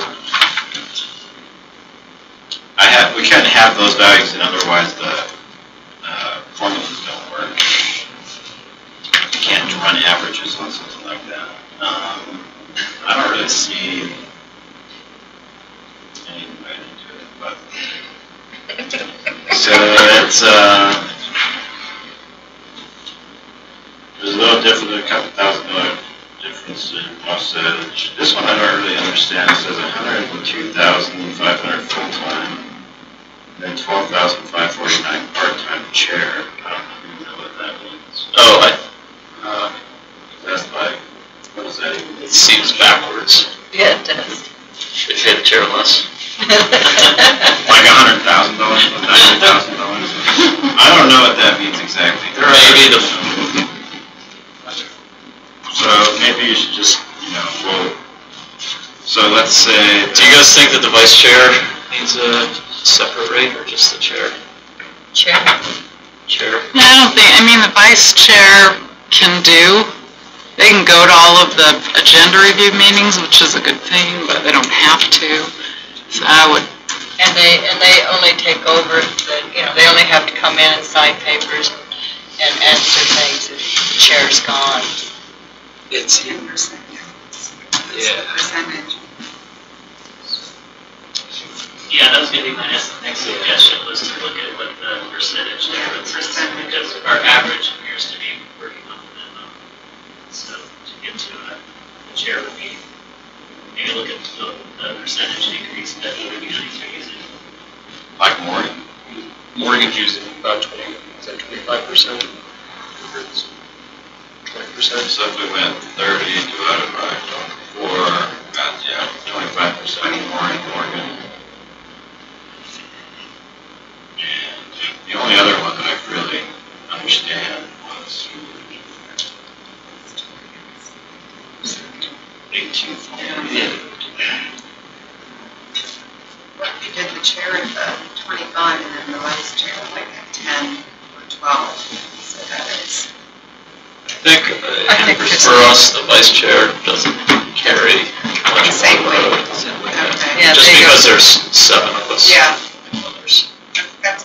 Yeah, so I think, at least my experience has been between vice chair and chair. And vice chair, you don't work that much more than the rest of the council.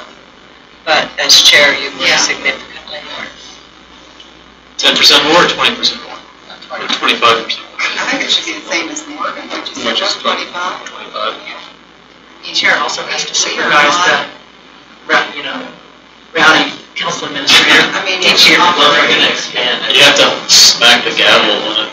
So you can See what other counties are doing. Yeah, I agree. Percentage, instead of just pulling the Morgan one. Well, I looked, and the only two that make sense, Morgan County's got 25%, and that other one, whatever it 10%. was 10%. So if we did 15%? 20%? So 15% would be 35,650. So I'm just going to be devil's advocate here. Okay. The chair position in Grant County, really the only definition beyond a regular council member is that they set the agenda. Some chairs historically have worked their little tails off. Mary is one of them. The year before Mary, it was me. I felt like the chair position does deserve more compensation, but I will say that you can pick and choose the amount of time you put into it. I put in less time than Mary, but certainly a lot more time than as a regular council member.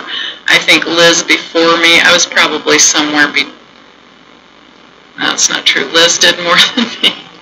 But I was told when I took the chair, you can put as much time or as little into it, and it is a stressful place to be. So I think it should be compensated more. I'm not sure unless we want to define exactly what they need to do beyond regular. I'm not sure 25 is appropriate. That seems much. So what if council members matched the average of 2nd to 6th class, like the rest of the elected officials, as the standard?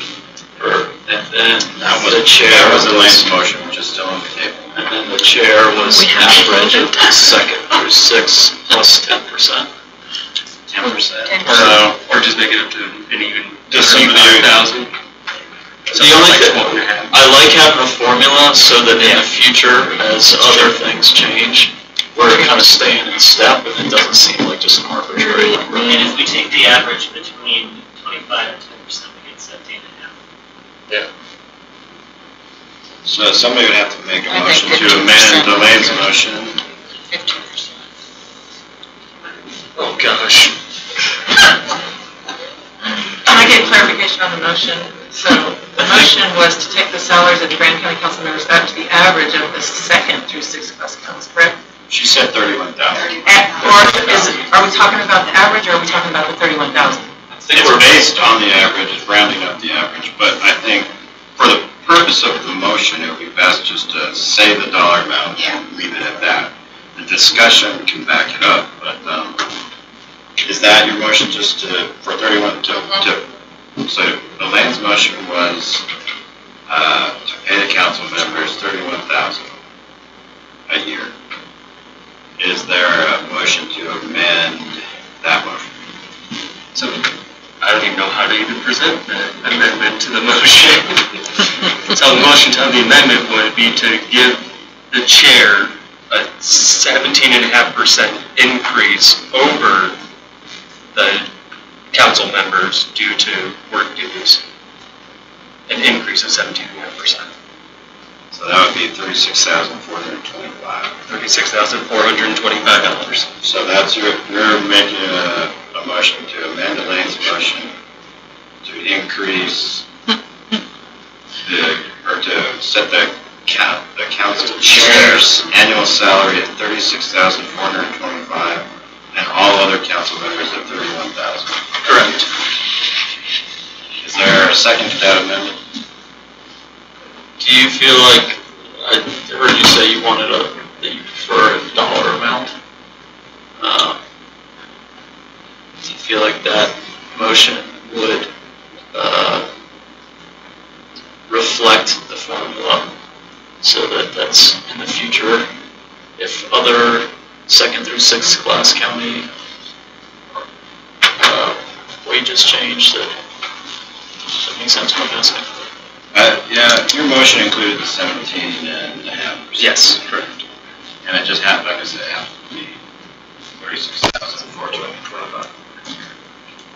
So we'll reflect that percentage and the dollar value. I believe I have it. So the motion to amend the main motion was made by Zach to set the council chair annual salary at $36,425, which is a based on a 17.5% increase over the other council members at $31,000. Correct. Mike, I know you're about to vote, but my only question is, we took the based on average of 2nd through 6th class counties out of Elaine's motion. So is it in Zach's motion or not? I think we have that in the motion just for future reference for formulas. 17.5% above the other council. No, I'm talking about the average of 2nd through 6th to arrive at the 31,000. Do we want that based on average of 2nd through 6th class counties phrase, is my question. I would like it. I would like it. Yeah. So that, all right, so that's part of Elaine's motion, and 31,000 then is rounding up nearest 1,000. Right. From the average of, it's actually all part-time commission/council positions in the state, which is actually 3rd through 6th, because there are no part-timers in the 1st and 2nd class. Can you show the averages again? So the incentive for the chair and the vice chair continue with this We amendment? chose not to do vice chair. Just vice chair. Just check. We really don't have that much more to do.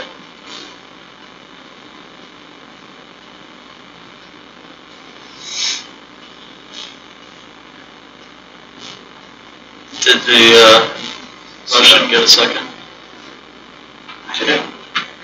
No, is there a second to Zach's motion? Yeah, Jalen gave a second. She seconded Not it. yet. Oh, I thought you did. You did, Elaine, she didn't do that. Okay. Chris Kaufman seconded So we the have amendment. 4 people that. Any further discussion on that amendment? Okay, I'll call the vote for the Budget Advisory Board. All those in favor? Carried. 1, 2, 3, 4, 5, 6. Right to 0.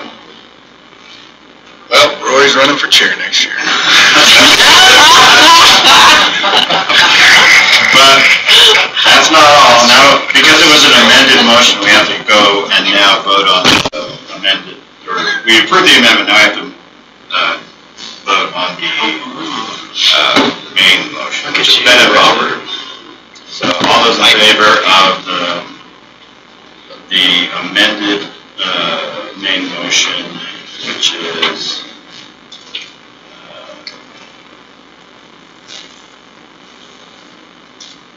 going to be the average of all part-time council and commission positions in the state of Utah, rounded up to the nearest 1,000, which is 31,000 for all council members, except the council chair, which is increased by 17.5% from the regular council members' annual salary. Is that accurate? I think that makes sense. Which equals $36,425 a year. Any discussion? More discussion? I'd just like to note that over the last several election cycles, there have been difficulties in maintaining and getting candidates for these positions. That's why I think it's a good idea. Yeah. Thank you for noting that. Okay. Jalen and Terry won't take that personal. All in favor on the Budget Advisory Board? Passes unanimously, 6-0. And Mary too, she's running. Should, I'm not for recall. take that vice chair. I'm not for recall. I just got off that wagon. It is a position. Okay. Well, seriously, that's what it is. That's why I said we don't need recall. We have recall every 4 years. I think that was a good decision. Okay, so we got that squared away, and is there any concern about the rest of the elected officials where we ended up? So, just to recap, I'm gonna erase these numbers, they don't apply. So, for clerk auditor, we're using the average of the 2nd through 6th class. For the sheriff, we're using the average of the 2nd through 5th class. For for the assessor, we're using the average for this of 2nd through 6th class, although removing one outlier from Daggett. For the recorder, we're using the average 2nd through 6th class. For the treasurer, average 2nd through 6th class. And for the attorney, average 2nd through 6th class, with removing those 2 outliers in Richard Paiute. Does anybody have any concerns about that? Just question, this has probably been mentioned, but the reason to include up to 2nd class to kind of account for the demands of Grand County being so busy with tourism? Well, it's, again, it's kind of mirroring somewhat what we've done with the rest of the employees, is we're using the top of the salary pool and the bottom. It's actually not including the top. A lot of employees do have first class data with their market data, but from my perspective, it really, well, again, you know, that particular average is more of the middle of the road cost. It's not the most expensive, and it's not the least expensive, but it also puts the elected officials' salaries in step with their chief deputies and their upper level employees in a way that is not creating compression. So it fits in that way. There's a variety of other averages, you know, that could go up also, cut it up with a variety of different ways. That's the middle of the road cost option. It's similar to the way the rest of the employees have been. That's the official reason we gave it the motion that we made to Amberson, was that it was most similar to the market data that's being used for the rest of the stores. Okay. So I guess if we did, you know, if we averaged all, it's a little more expensive, it's not much more. The total cost would be $63,000 as opposed to 57 or 64, I suppose. 57, right? Like I say, the salaries end up being about right, you know, using common sense with regard to the rest of the employees of the county, and eliminates compression. Not necessarily in the sheriff's department, but at least we've got the sheriff up above his highest paid employee. Which may not be the case for long, but and I don't know. I mean, that would be the only position that still worries me. He's the sheriff. We already, you know, changed that average from the rest, but you know, Winder's making $150,000, so he's making literally double what Steve's making right now. And so, you know, it's like, they're operating differently in that, you know, they more or less agreed to match his salary from Salt Lake, so they're operating like a private sector business. Yeah. So anyway, are we, is the council good then on where we're at for the elected official game plan? Yes. Alright. Okay, now the hard part. Is how to pay for it, you know? Pay for it. Oh, we're gonna pay for it. Recess? I think I'd like recess. You guys need a break? For the strategies? Yeah. I think so. Alright, let's take a potty break then. What, Chris? Chris never lets us take breaks for the budget advisory board. We never asked. We've got to think to ask. I'm not into breaks, really. Better than breaks. Oh, that's Documents like this. Give yourself a break. Yeah. When I was teaching you, I learned all about that green stuff. How long let the kids get up and move around. Get there. I'm hungry. Greece. I'm hungry. I haven't been. Yeah. And so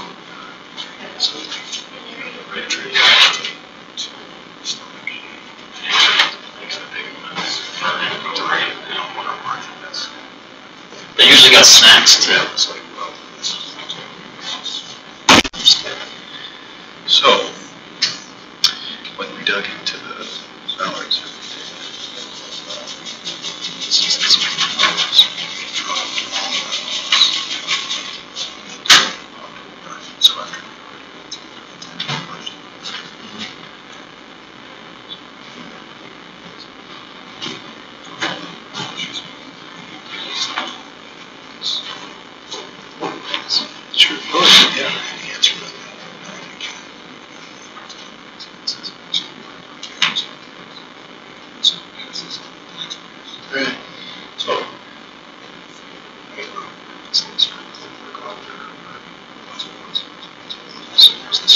process to get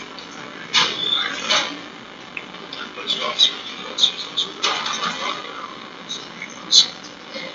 as to create this budget advisory board, which is something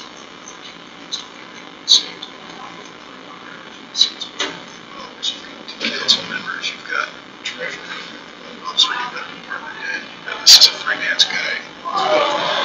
So it's really good to be able to see this goes. This feels like a light at the end of a very ugly tunnel, from experience last year. The thing is really look at the finances, we've kept the tax rates down. They've let it grow right in our governmental benefits. Fee structure. Well, after this market survey is cleaned up, all of our people are grossly undercompensated or struggling. And so, like I said, council this year is, to shut this off on tax increases. We've got a healthy fund balance.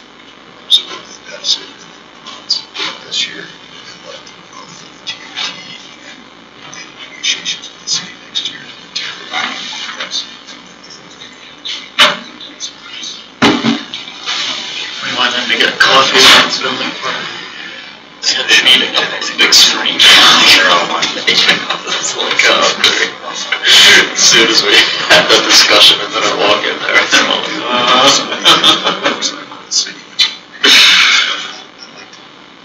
buying in your own pocket. Cricket's on the menu at the science fest. We can talk about it. You're going to have to develop your own opinion system, of course, but this is interesting.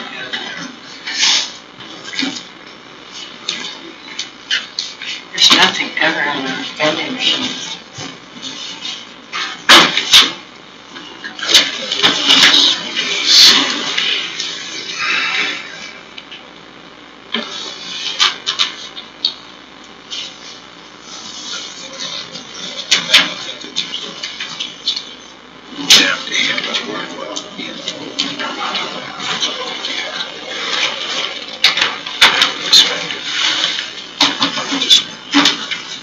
Right. The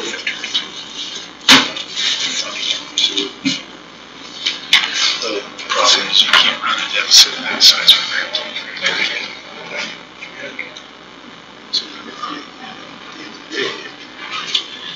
What? You gotta do it. That's not wrong. So you're pointed up like this. Everybody else is nice and huddled. You're kind of. I wonder if He we could talks just. pretty quietly too. That's what challenging. Sorry, big difference. This is prime time. It is prime time. And you're being packaged. We have treats from the assessor's office and they're bringing popcorn. Oh, yummy. As soon as it's popped. And one other thing for all the rest of you guys, the tables are very loud with these things. So like they pick up all of what you move with your papers, your tablet, that kind of stuff. Slamming mugs down. Yep. Okay. So there's a power button right there. If you want, you can just turn it off until you need to talk. Or you can just leave it on, just a bunch of inches of paper wrapping and stuff. Boy, remembering to turn So it off. green is on. Green is on. You guys are doing good though. Thanks. You too. Yeah, so I can get it. Rockets.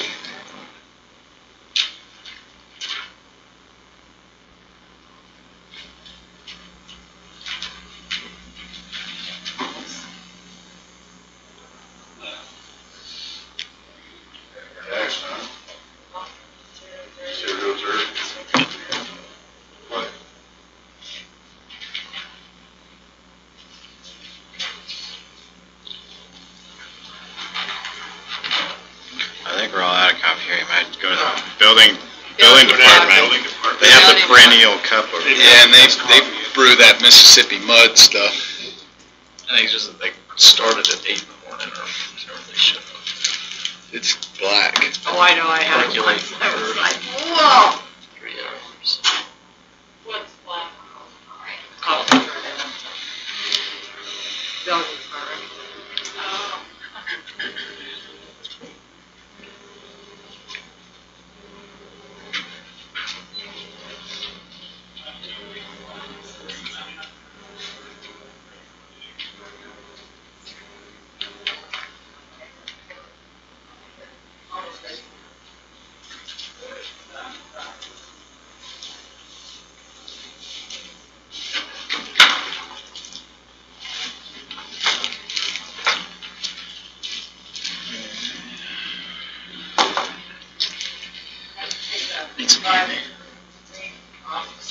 Yeah.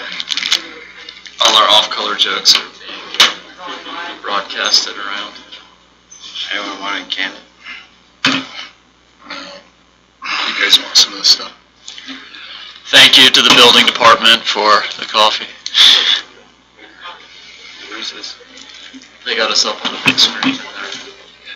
What's that? They got the big screen TV turned on in the meeting. Watching that? Yeah.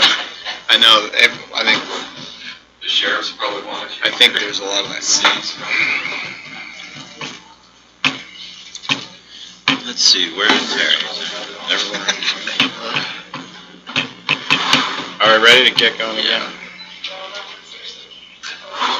Is that why the candy and stuff starting to flow in? They were like recess. Ready to go? Yes. All right.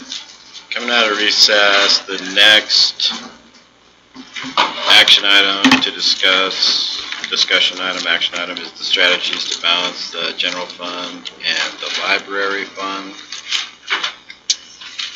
So let's take a look real quick at how things have changed.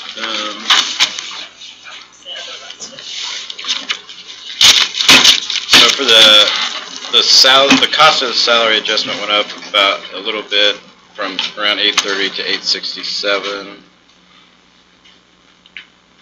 based on what we just did there. So for the general fund, this is the cost of it. Again, it's not just the salary adjustment. It's also an increase in the cost of health insurance that I've projected. We're in the middle of negotiations with that right now, though, so we're not going to know exactly how much that's going to be until later, but it does also include that cost, which can be fairly substantive, and ends up kind of just being what it is at the end of the negotiation process, whether we negotiate with the current provider or go out to bid again. And the current balance on the general fund that we budgeted for 2019. Again, we're 84,000 in the red, but I'm pretty confident that there's probably at least $400,000 in contingency, if not more. You know, there have been times in the past where we've budgeted, sometimes I think up to 1.2 million in the red, and ended up with a net gain to the fund balance. But again, I think that the vast majority of that expense that doesn't end up truly getting expended is in vacant positions. And so if the salary adjustment works, there's going to be hopefully a lot fewer vacant positions, and those expenses will be realized in 2019. And so I do think that at this point the salary adjustment will probably force us into a true deficit. And be conservative, Chris, what we would say 300,000 in unspent contingency. yeah, 300,000 to 400,000 would be my guess. And you never know exactly what's going to happen. You know, most of our revenues are projections, and so they could go a variety of different ways for reasons that we have no idea about at this point. And so I would recommend, if this includes taking out 80,000 for the Union Pacific there for 2019, that we put it back in.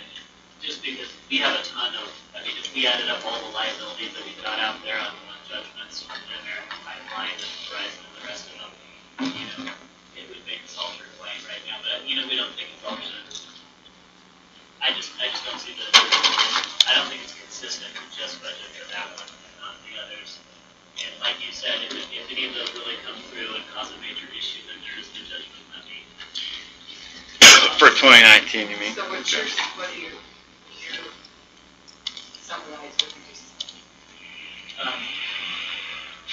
I wouldn't take $80,000 out of our property tax income for 2019 based on speculation over what's going to happen with meetings. All right. Well, as is everybody on the budget advisory board okay with putting that back in? I mean, we don't know, but we know that it's not coming this year though. So I'll leave it that way for this year, but 203, 740 plus 79683. So that's 27.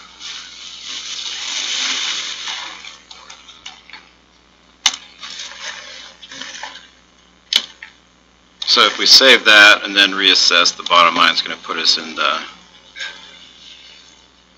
slightly better circumstances. So now we're just $4,300 in the red, which is, you know, virtually balanced for sure.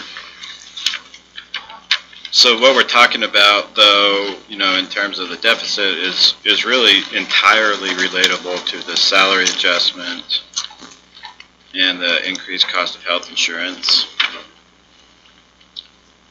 And so, you know, I would say we're going to need to find at least, you know, for the general fund, $500,000, either more in revenue or draw off the fund balance. There's a, you know, I've kind of given a quick overview of all these different strategies. Property tax increase is one, obviously, and that's just raising the revenue. It's in the packet somewhere. And then a fund, you know, drawing off the fund balance obviously is another way to balance the budget. But I think the thing to keep in mind is that these salary adjustments are ongoing costs, and you're using one-time money to meet ongoing costs. And so I guess what I would warn against, you know, is kicking the can down the road for somebody else to deal with. You know, that's one of the issues with using the fund balance. The other is cost cutting. As you can see, most of the budget for the general fund of $12.6 million, $9.4 million would be in salaries, and so it's difficult really to bring the cost down without also bringing down the cost of salary and benefits, but that is an option you have. You know, there's been legislative amendments for us, you know, that's kind of specific to potential for TRT legislation to change, but to me it doesn't really sound like that's a viable option for next year, but it's something to keep in mind. It could, you know, make a big difference. And then non-property tax revenue growth, so all of our sales and use taxes will grow with the economy. We don't have to go through truth in taxation to capture that growth. And so over time that growth will help offset increases in expenses, and that includes salary adjustments. We've already factored in, you know, projected increases for 2019, and we're still looking at a deficit, but, you know, it's not every single year that we go through a major salary adjustment like this, and so there's some possibility that sales and use tax growth would catch up with the expenses, or at least partly catch up with them in time if you don't keep making big increases in your expenditures every year.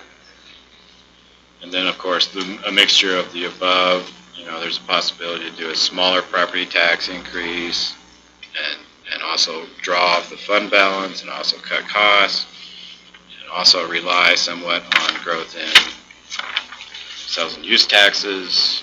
You know, what I would say for the general fund, though, is that between all those, we've got to figure out, you know, I would feel comfortable saying, let's draw, you know, $300,000 off the fund balance of this 867. And, you know, that would be fairly safe, balanced budget. But one thing to keep in mind is that the council did agree to go through truth in taxation hearing, and so by our next meeting, we're going to have to figure out what we're going to advertise as an increase. Again, you're not obligated to increase taxes, but I do understand that there's political ramifications advertising a tax increase. And so at some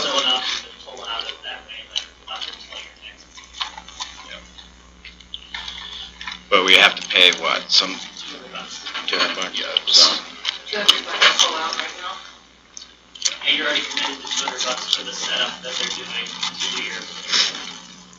So the other thing to keep in mind is that we did include the library in that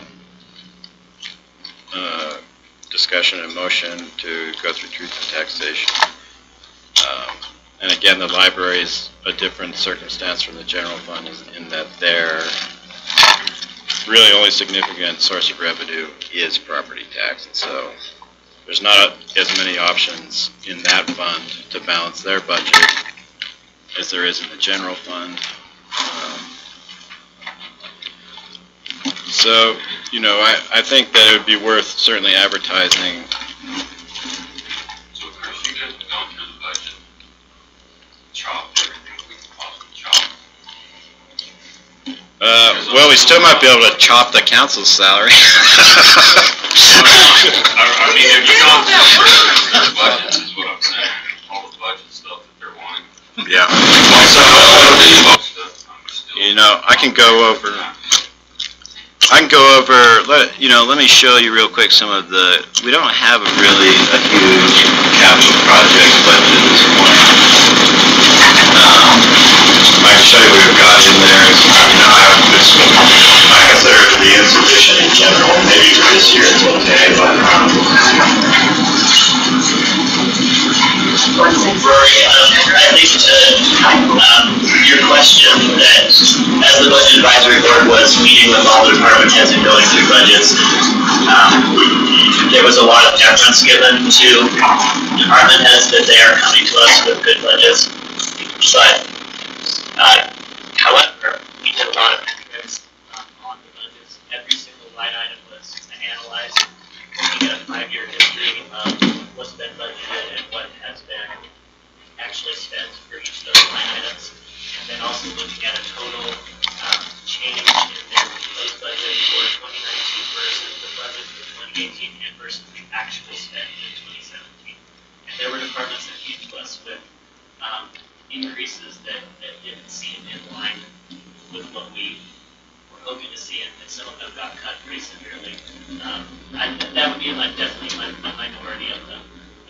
Most budgets came to us, I think, in really good shape. We did go line by line, Chris did a lot of work up front and did a tremendous amount of trouble, statistics and analyze it, and, I thought we Yeah. were very Well, a big thorough part of the difference, I think, also what we've done this year is we relied more on past actuals than past budgets. Because if you rely on past budgets, it's not usual.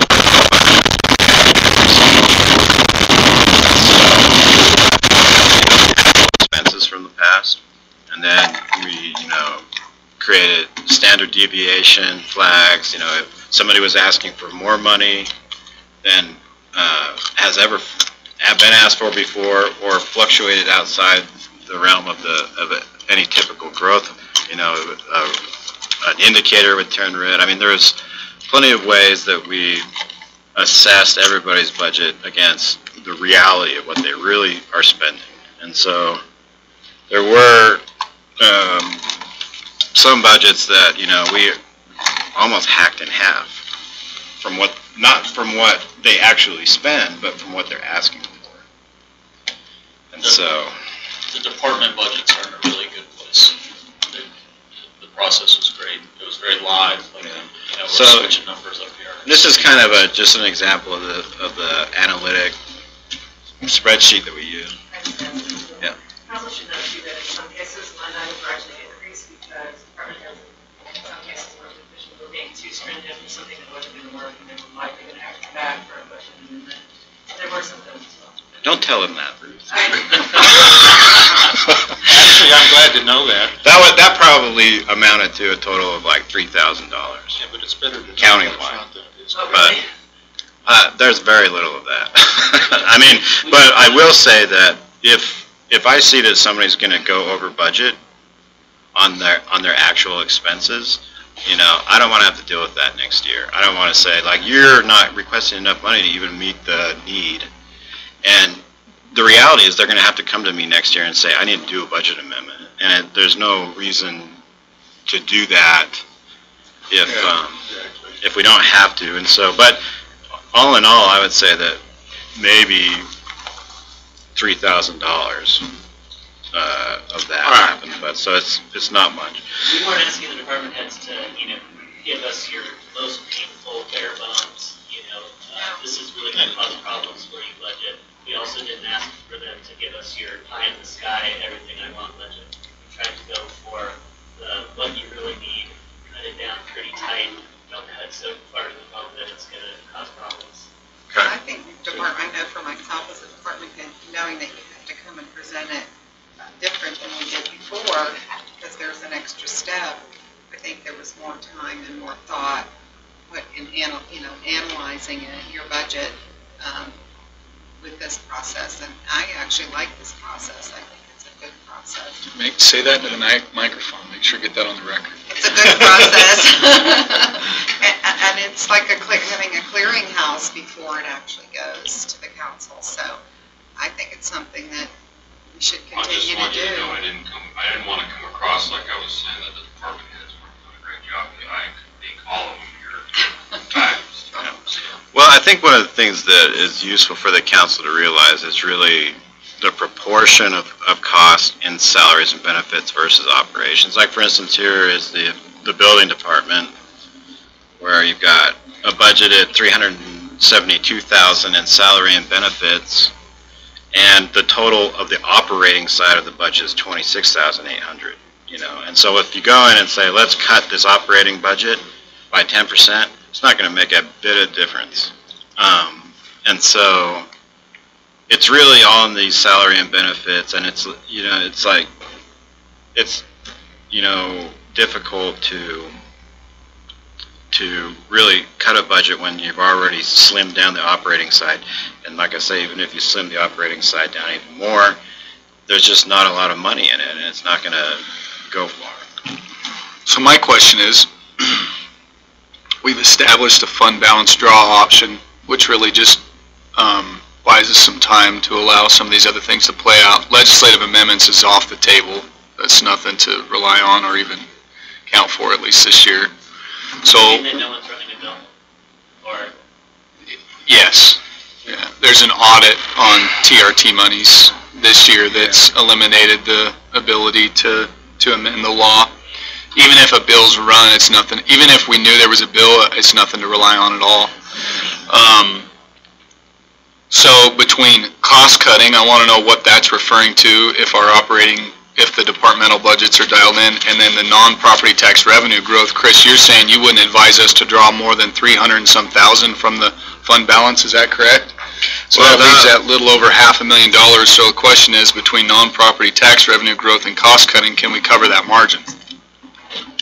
I think I disagree with where we're starting out here, because we've got, you know, conservatively 300,000 in contingency.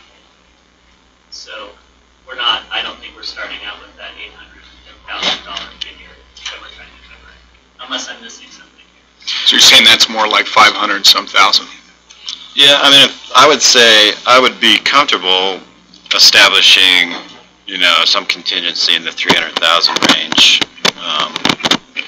Because if we budgeted 300,000 in the red, I can be fairly certain that is not going to be realized. It's mostly in contingency, unless some widespread catastrophe happens and everybody has to spend their contingency, which is very unlikely. I think that we'll have a balanced budget at, you know, showing a deficit of 300,000. So, and so it does leave, you know, some of it. There's the main points of cost cutting would be deferring capital projects. There's several roofs that need to be rebuilt.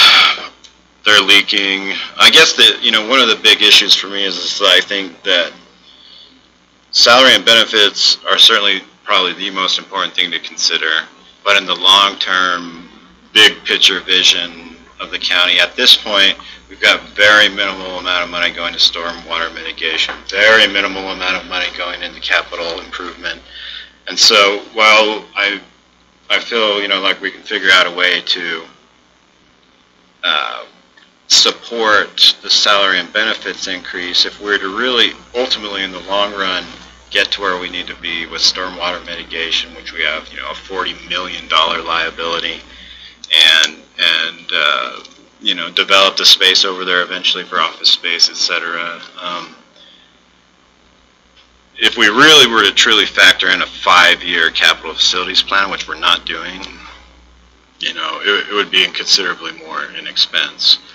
And so that's the issue that I have with regard to trying to rely strictly on the revenue streams that we have now, is that we're still going to be hamstrung on space. We're still not going to be able to keep up fully with capital maintenance. But we have the ability to explore the option of adjusting the rate every year. So the point that I'm making is I don't disagree at all that we need to expand revenue somehow to cover these needs. But in terms of this budgeting year, I still think there's a lot of opportunities. For instance, the meeting that we had with the districts, why isn't the city covering the dish payment on the hospital? That's $300,000. We're still sending $400,000 to solid waste. There's still a lot of, solid waste is leasing a piece of property for $1 a year. There's still a lot of, and then you add in legislative amendments on that, growth on that. So like on a 5-year plan, I understand the need to expand revenue, but I would like to get all of the juice out of the orange instead of doing it all up front once in the same year that we're addressing salaries, not denying that adjusting the rate is not needed, but to do all that in 1 year, I just am saying to the council, I don't necessarily agree in that. I think that we did a really good job with the districts this week. We've, I think, committed to addressing the salaries, but I don't want to bottleneck everything into having to force a tax increase this year if we have some of these other dynamics at play that we can do better at. And, the conversation that I had with Ronnie, with all due respect, I mean, they've got to be able to go to these other services that we're supporting and go on the record and say we shouldn't have to pay into a senior center, we shouldn't have to pay into the hospital, we shouldn't have to pay into the aquatic center or pay the note on that they agreed to build. So there's just a lot more room for opportunities to engage with them to cover up some of this difference than just to put this on the back of the taxpayers this winter. We can accomplish everything that we need to do short term and still have time to adjust the rate, next year. And I don't consider that passing the buck to the next guy, because I'm going to be here, for another 2 years, and this is just a continuation of the work that we've started. Okay. Has there been any more information about the potential of increasing the EMS and care center tax that was brought up yesterday? No, but that's, at this point we have actually, we did a very marginal increase actually for EMS. We went from 60,000 to 79,000. So that could be saved though. If that tax were to be increased, we could pull TRT completely out of that picture. So that'd be about 80,000 in TRT to reclaim 79,000. Wait, what's to Increasing that. The EMS and care center tax at the Rural meeting. health care. That one. At the meeting yesterday, it was brought up that it's at 0.5% now. What the voters passed was up to 1%. the conversation with Liz Tubbs yesterday, and she looked it up and she said, for our resolution, we could set up to 0.5%. So we would have to go back to public again to. That's what I'm asking about, is if anyone's done more research on that and if that's really a So possibility. the resolution that you passed for putting it on the ballot said that? I believe that's what. All right. Well, we'll have to double check. I mean, if that possibility exists, then we should look into it, because we could reclaim 79,000 in TRT. Well, but there's also the money going into the care center that could easily go to solid waste. Yeah, that's eliminate 300,000. And so eliminate, most of our TRT contribution there, which could come back. And that's basically the dish payment amount. They just carry that right over. So, yeah, there are possibilities certainly if that tax could be increased for pulling TRT back into the county to offset general fund expenditures. And right now, it can easily be absorbed into covering the cost of these salary adjustments for eligible departments. So right now, we're not sure. There's some mixed analysis as to if we can increase that by 1%, 2%. Am I correct? You have to look at what the voters voted on. So, I'm familiar with that resolution, and it does say full 1.5%. It can't be a full 1%, but that's if on the ballot, so we can't do that until we get back to the ballot. Got it. Right now, it's at a full 1.5%. Okay. We voted on a 1.5%. We voted on up to. Up to 1.5. So the ballot said up to 1.5%, and the council approved 0.5%. That's correct. Okay, so we're maxed out. Unless. Maxed out on the 0.5%, that's probably it. Yeah, maxed out without going back to. You go back, it's a tax increase. So it's possible, but considerably more difficult than just raising it, because the voters would have to approve it. And Chris, when you were talking about the 300,000 contingency, that's not factoring in any increase in revenue, right? That's just what you're thinking would not be spent. It's, well, yes, it is factoring in the revenue side also. Okay. But like I say, I made some pretty aggressive projections for sales and use tax, and so I try to get a lot closer to what I think the reality of that revenue is going to be, as opposed to pulling it back. As we have in the past, we've set the projection based off history and then pulled it back to be conservative. And I was less conservative on those projections this year because I wanted to really get an idea of what the revenue is really truly going to be, or get closer than we have in the past. And so the amount of money that we bring in, I think, in revenue base versus what we budget, it's just going to be closer, I think, than it has in the past. In the past, I think that part of closing the year net positive when we budgeted a deficit not only has to do with the expense side not being as great as we thought, but also the revenue side being more than we budgeted. But like I say, I was intent to be closer this year, so we knew really what we were working with. Do you feel like new growth is figured into that then? New growth for what? What do you mean? In property tax. I didn't factor in new growth for property tax. Right, I'm just talking about your estimation of the 300,000. No, I didn't. So if you're thinking there's another 100,000 coming, that's something to keep in mind, certainly, but we can't put it in the budget. Chris, is there a way that new job positions that we put into Zacharias for the trail mix, is there a way that we could add that to the TRT and make the TRT pay more than We talked about this earlier. We are proposing to pay for it out of the optional transportation sales tax and not out of the general fund. And there is actually, right now, an unbudgeted amount of money over there. I think we're okay on those positions in terms of them not impacting the general fund or driving any kind of requirement for a tax increase. So we're good on those positions. There are other positions that department heads have requested, which would obviously increase the deficit. And so,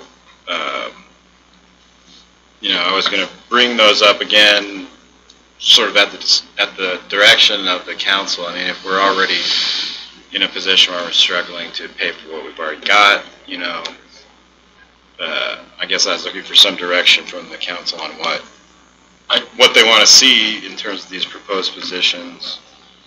Part of me is, you know, before we get too far down the road of formalizing a strategy, I would like to see some of those other moving parts kind of decided upon as a council. I mean, we've got new positions, we've got stormwater management, we've got, you know, possible space, you know, and I'd like to kind of figure out where we're at as a council, you know, before we start saying, you know, can we squeeze a couple more drops out of this or whatever.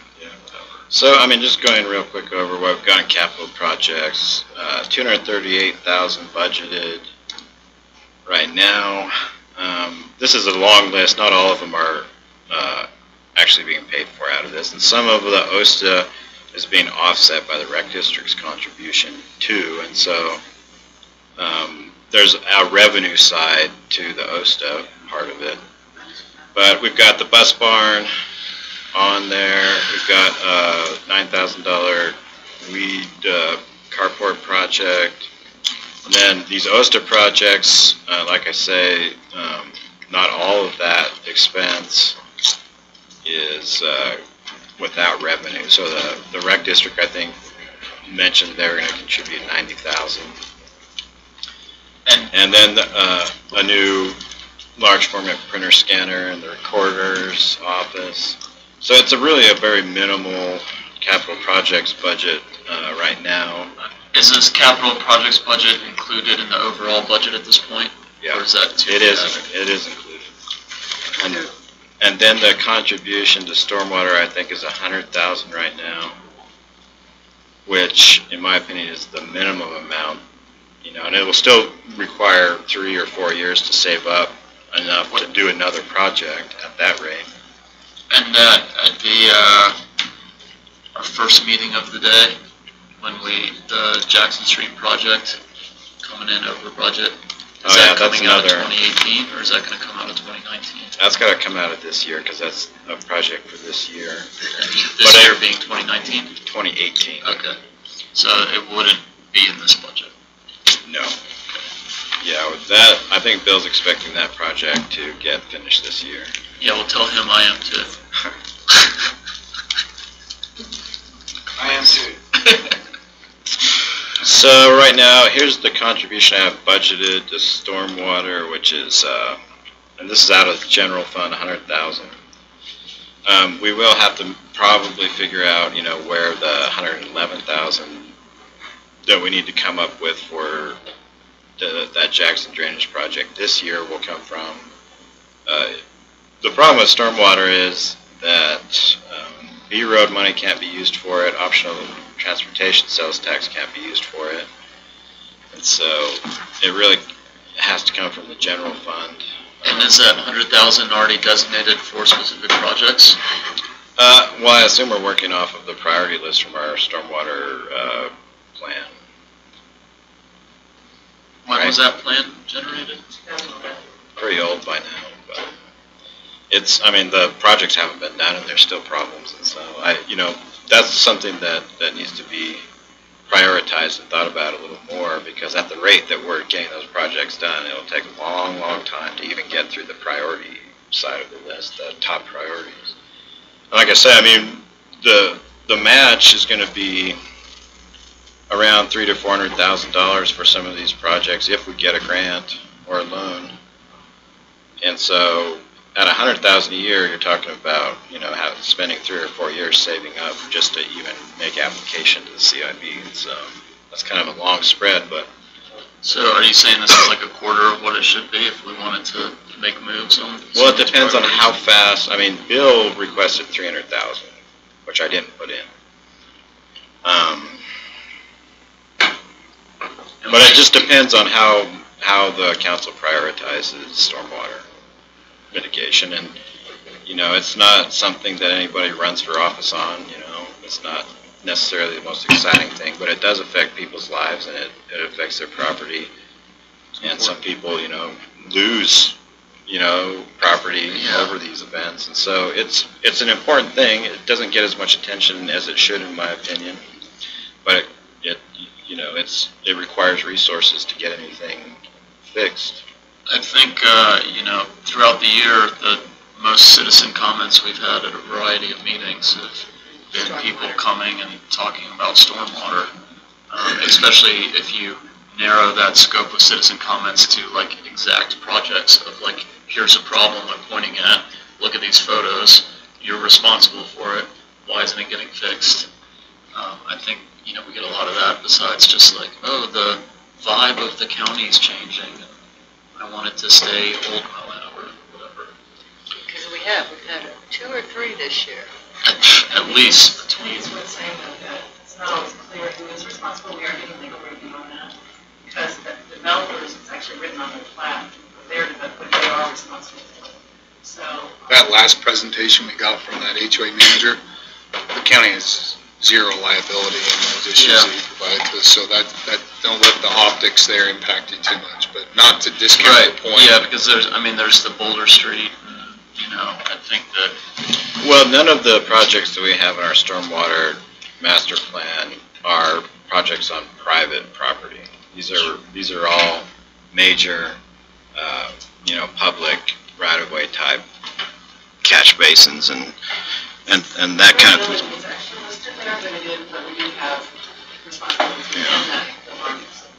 Well, I think that it's upstream though, that's the actual project. Chris is right, but it's the point being made that we're hearing a lot from citizens. We need to understand the difference between private property and county responsibility.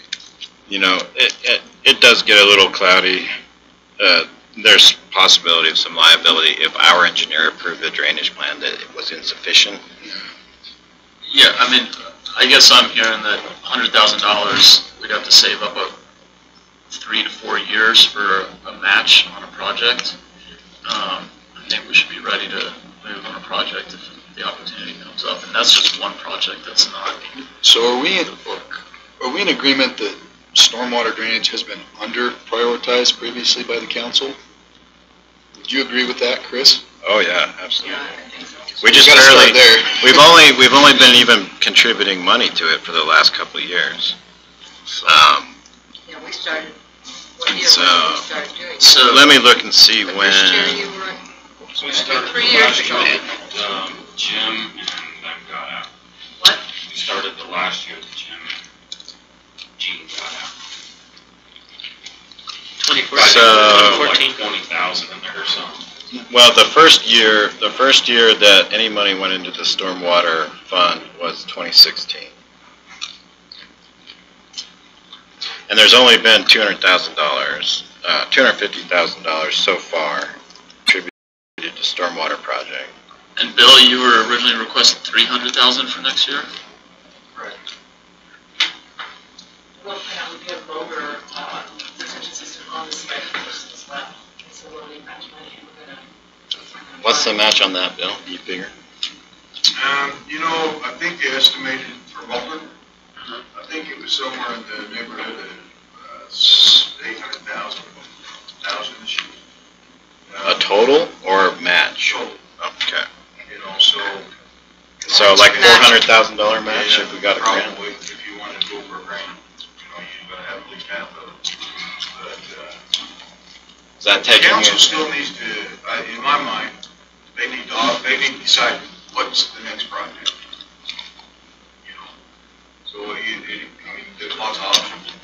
What's your recommendation? Yeah, you're the pro. Yeah, we want your recommendation. It could either be phase 2 of Jackson, it could be the conveyance down for Boulder, both those projects are similar cost. What's the highest priority in your mind? My way of thinking was for Jackson Street is to get a detention basin up there to slow the flow. And then we can worry about the conveyance and some other time, at least we're not getting flooded out down the street, And to the extent we are, we'll still, pass their water. We'll still have some issues, but it won't be like we have. So it's a toss-up between that, phase 2 of Jackson and Boulder. So Chris, in our meeting 2 days ago with the districts, you mentioned rechartering the transportation district to include stormwater. Did I hear you correctly? And how would that ameliorate some of these problems? Well, it would, be a mineral lease contribution to stormwater as opposed to a general fund contribution. So that would be that much less that we would have to put in to stormwater. Okay. But, the reality is it probably ends up being a wash because that money goes into offsetting, a wash in total because it goes into offsetting the B-Roads expenses. However, B-Road and general fund aren't mixed together, and so it's really the general fund that we have to worry about, and that's where the stormwater has to come from, because B-Road money and that optional transportation tax, you can't use that for stormwater mitigation, and so that's the kind of the hard part. So, whatever they would contribute to stormwater, that much less that we would have to contribute to stormwater.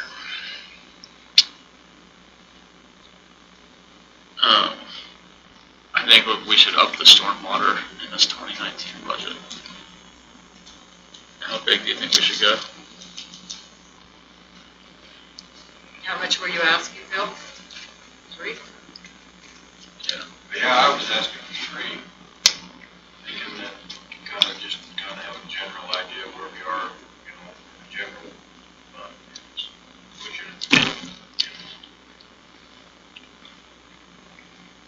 But that's going to be $200,000 more deficit, of course. And so, this conversation started with cost cutting, and now we're adding $200,000. Your comment about like stacking everything in there and then developing a strategy around that, and I agree with that. But the timeline, I'm looking at it in some ways opposite. Is I'm looking at the timeline elongated past this 2019 planning process, realizing that there's some things that need to be prioritized that aren't going to make it because we're already running a deficit.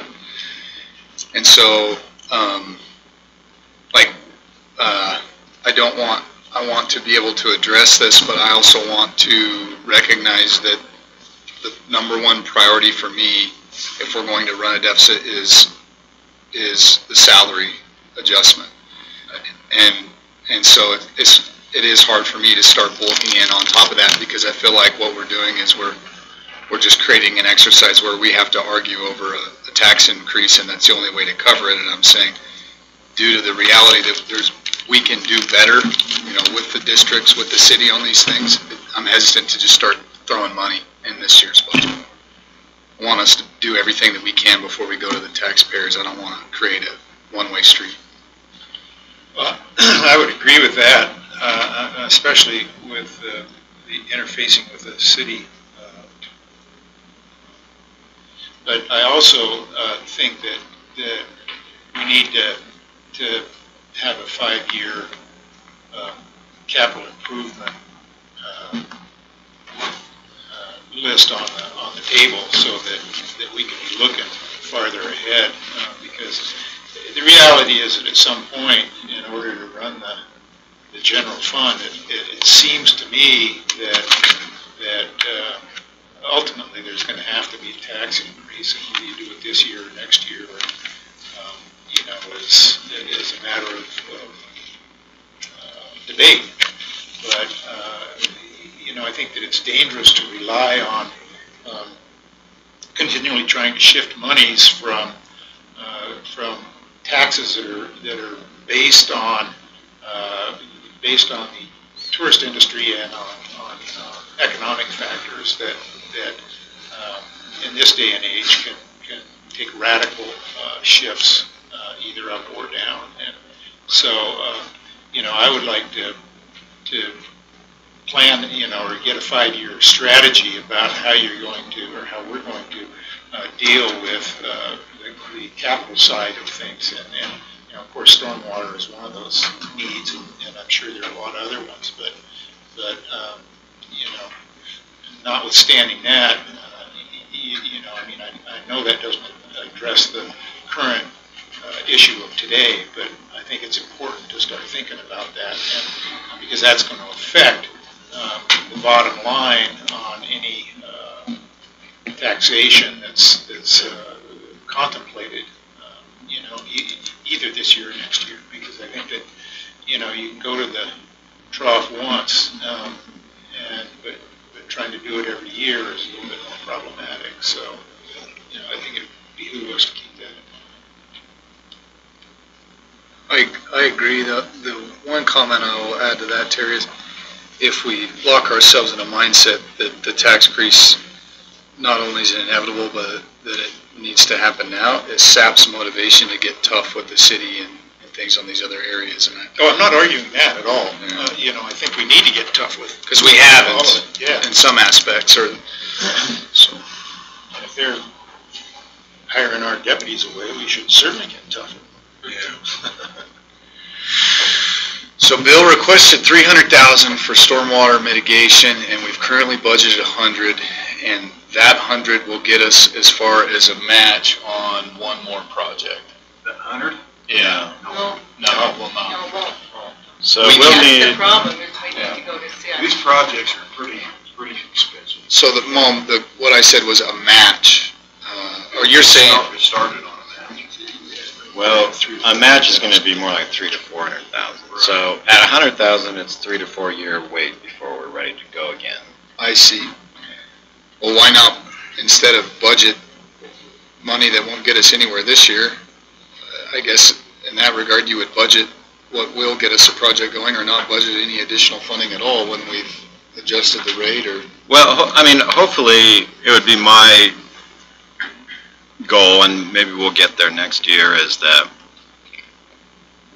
we'll save up for our matches instead of having to cough them up all at once, which is pretty difficult. And so it's not, I think it's a good idea to figure out what we can afford to put in every, let it build up, as opposed to being like, oh, all of a sudden we've got to come up with $400,000. It's easier, but But if we expand revenue, a year or two down the line while adjusting the rate, that $100,000 or $200,000, goes a lot further this year in letting us get through without adjusting the rate with that deficit.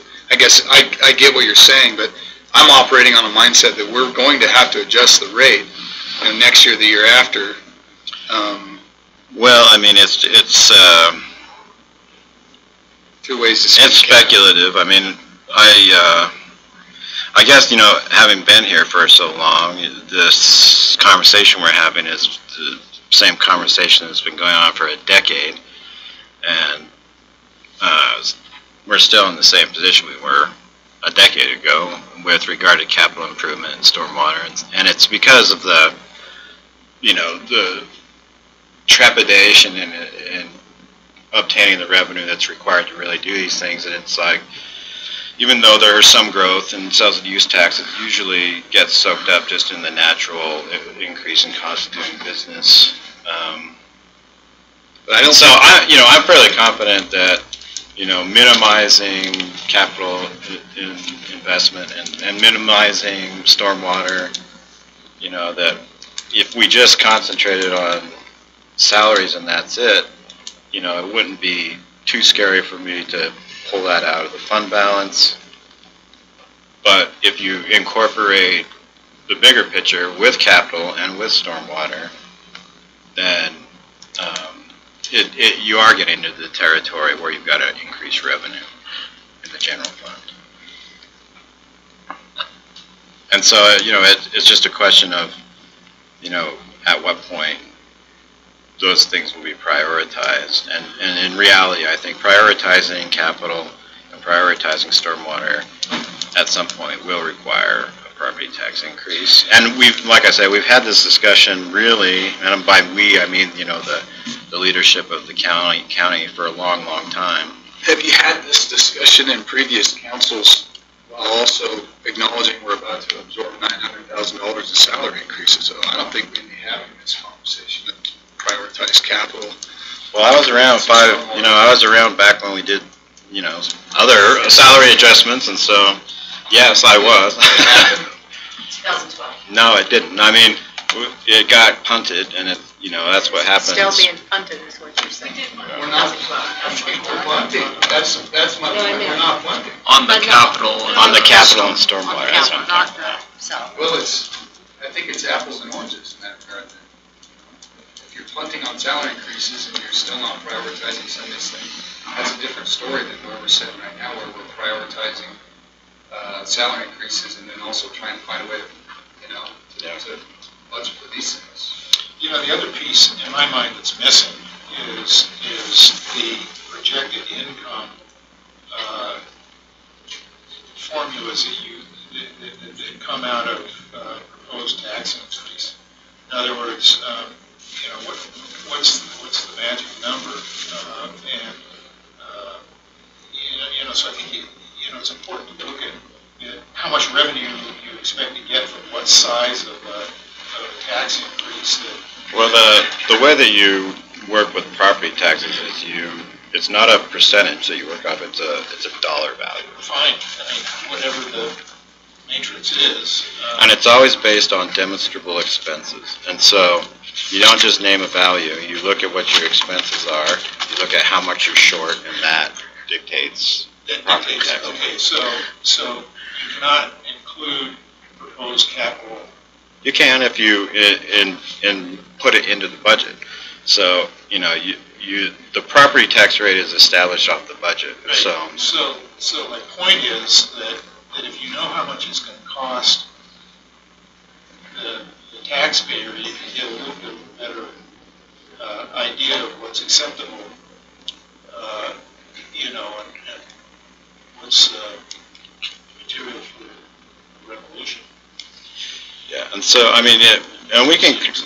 there's numbers we can crunch in terms of what the various increases would cost the average homeowner, and that's something that you have to do when you go through truth and taxation anyway. And so, that's something that we would do if the council decides to go ahead with truth and taxation. You name an increase, and then the actual dollar cost of the average home is a part of that advertisement that goes out. And so those are things to consider. I'm just saying, at some point, if the county council really wanted to get serious about the capital side and the stormwater side, it will require probably a property tax increase. But, I get the concept that we're not always going through a salary adjustment every single year. And so I think maybe, Kurt, what you're saying is, let's not consider those things on the years that we're doing salary adjustments. Let's consider them on the years that we're more baseline. And so that's something that I understand. But I guess what I'm saying is, in my experience, there's always some excuse for why it never really happens. I gotta say, the stormwater is something I really am not comfortable kicking the can. It is something that's what was essential. Yeah. Responsibilities, and if the road department is requesting $300,000, and that can go towards, a match on a CIP arrangement to get another project going, I do hate to leave that out until I feel like that's a serious responsibility. I know there's other capital improvement issues, but I would prioritize stormwater mitigation at the top right now. So, $300,000 will give us a good start. Yeah. And will that be for a good start on completing phase 2 of Jackson, or a good start on the other? It'd be a good start on either project. Yeah. It's still not quite enough for like a grand match. Yeah. So I guess what I'm saying, even though it's obligated in 2019, there may not be a project until 2020. Until there's more added to it. So,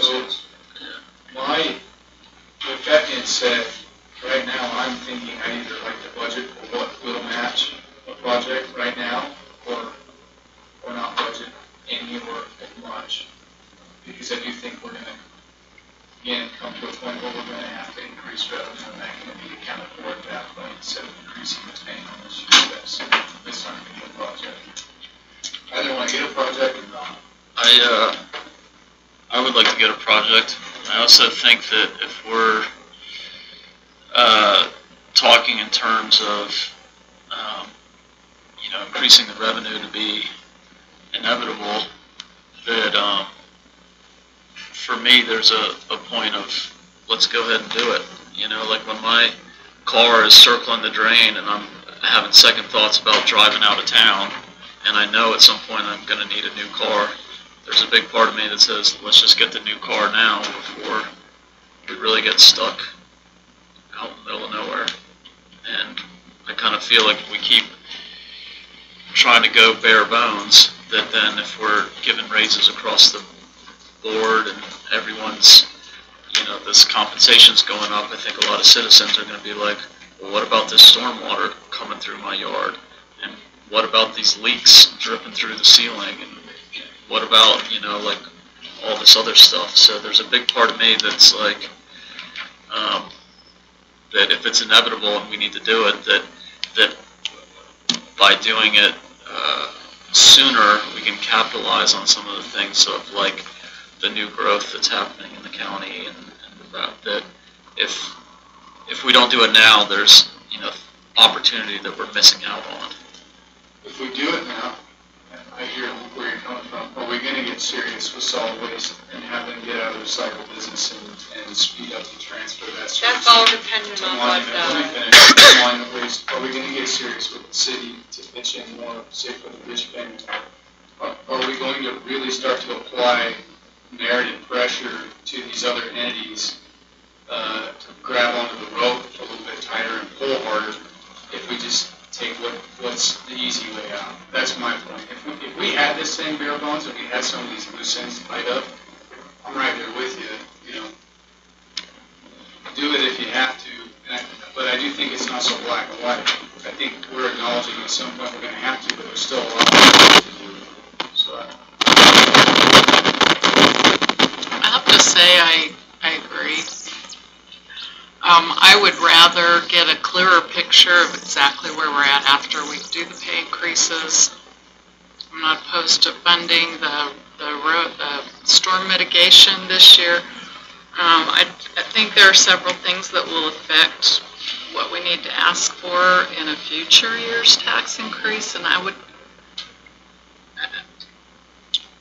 that drives our cars into the ground.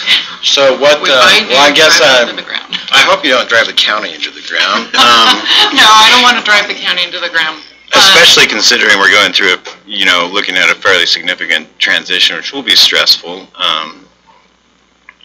But I guess my question to you, Jalen, is like, what are you thinking is going to get clear? Well, because I've got fairly solid numbers. We know what it's going to cost. We can add it in. We can see exactly where our bottom line is going to be. So what more are you interested in knowing? I am interested in putting some pressure on the city and working with them to pay a little bit more of the share of costs. I'm interested in fine-tooth combing through district budgets to make sure they're utilizing the money not appropriately even, but effectively, and that the revenue they're bringing in is being used effectively. I think there's those two things. There's new growth, of course. Contingency is always going to be there, so that's not really a factor. I just, between the two things, mainly the city and the districts, I think things are a bit unclear right now. And the needs assessment too, we haven't completed the needs assessment.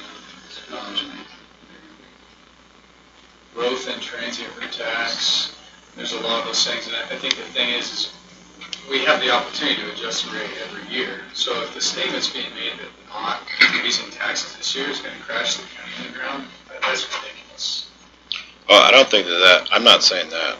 I'm just saying that we don't have the money to do adequate stormwater mitigation, and we don't have the money to really fulfill our needs on the capital infrastructure side. That, I will tell you, we do not have. Every single year, there's going to be unclear elements, and so if the argument is we're going to wait for everything to clear up, it will never happen. Well, there's a lot of pieces there that need to be addressed. You know, and I keep mentioning the city's got the ability to pitch in more, and we just pulled $434,000 from that district distribution meeting in a matter of 2 hours. Life goes on, and you know, at some point, I think we've got to look at some of these services that are being provided by these districts. You know, the county has the ability to everything, you know, including dissolve a district and the black hole at OSTA. And I mean, that's the job that we have to do is look internally and look at these districts. And there's still a lot of meat on the bone.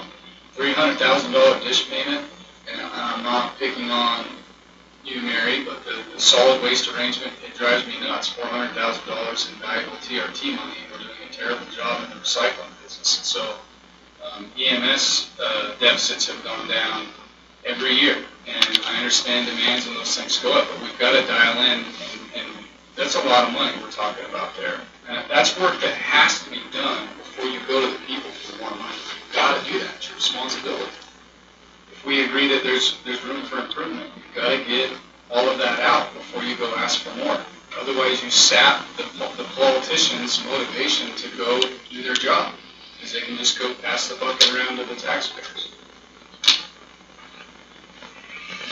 Chris, is there other things besides the budget numbers that should be considered just in terms of valuing properties and how things are collected, that in terms of timing of if there is an inevitable increase of strategies of when that might be most effective?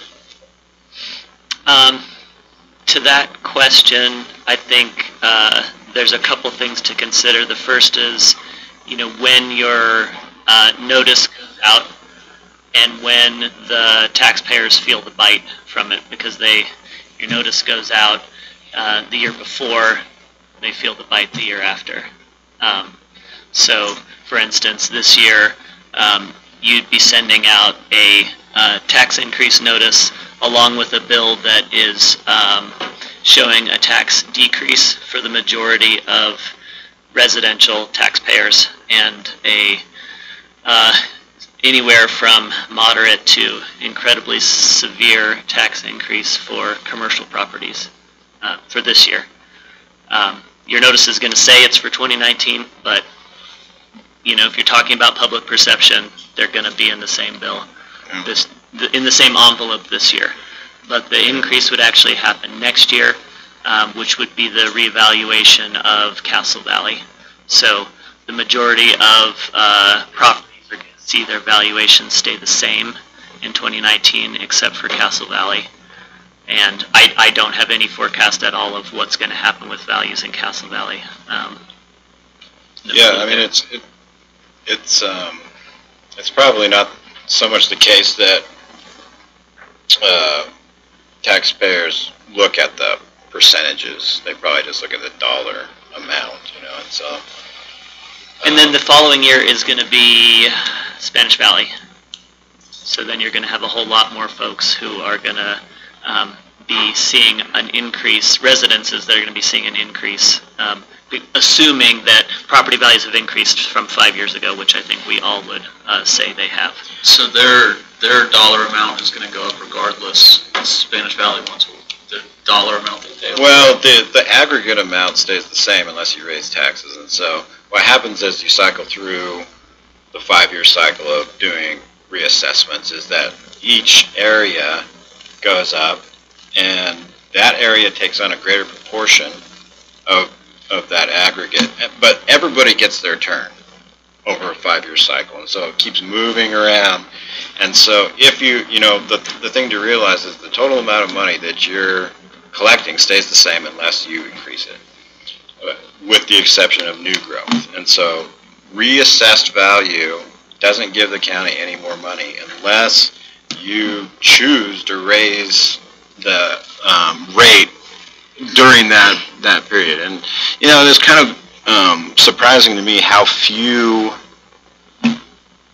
BOE appeals we got, given the dramatic increase in commercial assessments. It was very, very quiet at the BOE. And I think it's probably because they're still under what the true market is, and people know that. But, you know, there's the possibility, certainly I would say, and I'd probably recommend it, to advertise a tax increase and see what the reaction is. And if you choose not to go through it, then, you know, that's what you choose. But, you know, I think that keeping that option on the table is an important one. And, you know, as we move through this process and you have time to digest, you know, what you want to prioritize and when you want to prioritize it, you know, that's what will really dictate it. But I think that we can, if we're just looking at the budget as it is right now, and we say, let's budget the whole deficit to come out of the fund balance,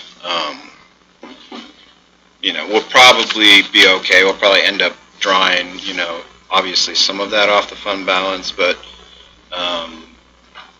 in future years we might get caught up, you know, with regard to increases in revenue from sales and use tax and TRCC.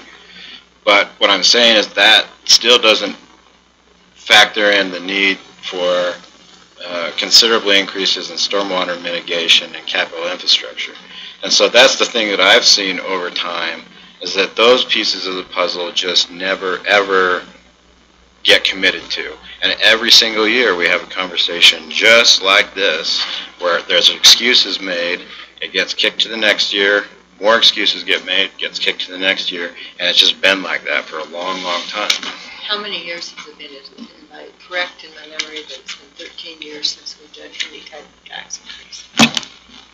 The last truth in taxation, I believe, was in 2005, and it took effect in 2006. Do you have a list of other counties' tax rates by chance? I did, and I tried to, you know, kind of assess that. Your rate is not a good thing to compare with other people because your value is the factor there. So what you'd really want to compare is what is an average home paying in tax to the county every year. So you wouldn't want to look at the rates, you want to look at the dollar figure that they pay out to the county, an average home.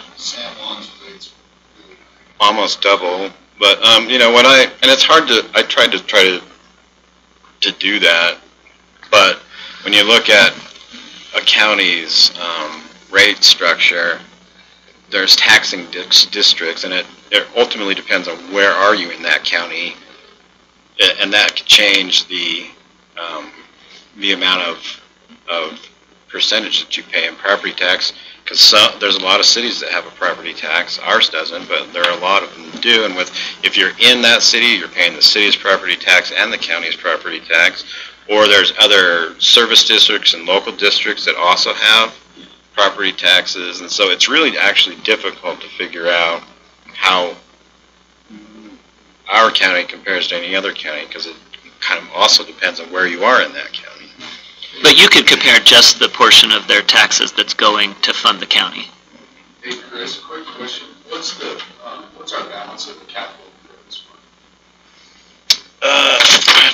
I can go run and get my... Did we end up adding to that last year? There was confusion. I don't think so. Let me look. Michael said. There was confusion. Did that make sense, Evan, about how to compare? Yeah. I would be curious in seeing some of that. So, the state does a report, and I'll try to send that out. Okay. It looks like 142. Diana's not here, so I'm not exactly sure what that expense, whether it's coming out of the fund balance or whether it's coming from the general fund.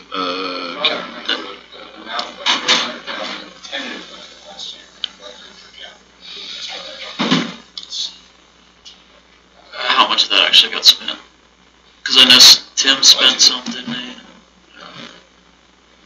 Let me look and see if it's coming from the general fund, if I can figure it out. So another thing to add to that conversation of what can change last year is we talked about selling some property, one particular piece of property where we need more. Part of what we have talked about is listing that and having this way, this market is competitive listing price, so that has to go in the capital fund. So, yeah. That's one way to build up that fund, is already expressed the will to sell that, so it's something to keep in mind.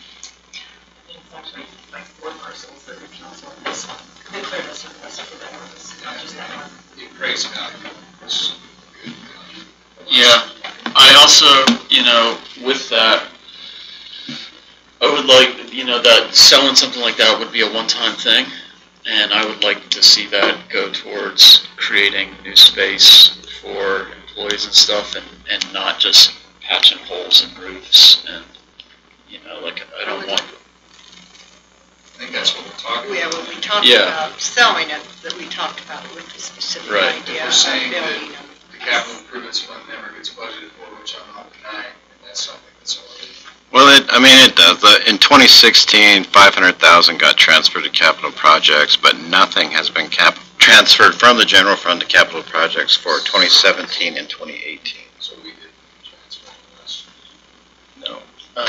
Speaking of fund balances, Chris, did we end up using the TRT or TRCC fund balances in this budget, or are they still hanging out there? I might have used, let me look, I think I used part of the TRCC fund balance to pay for the roof maybe, or a couple of roofs, let me, refresh on the list of needs for capital improvements too. yeah. Trying to think, I gotta look at TRCC.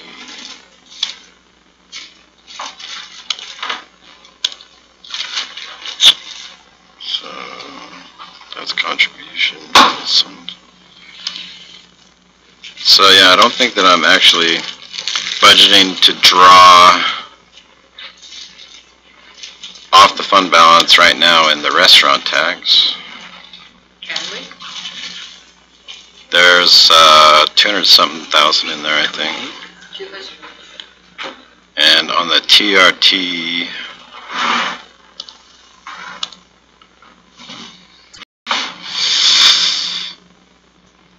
for next year, I am budgeting to draw 50,000 out of the fund balance on TRT, and I think that was to help pay for one of those roofs.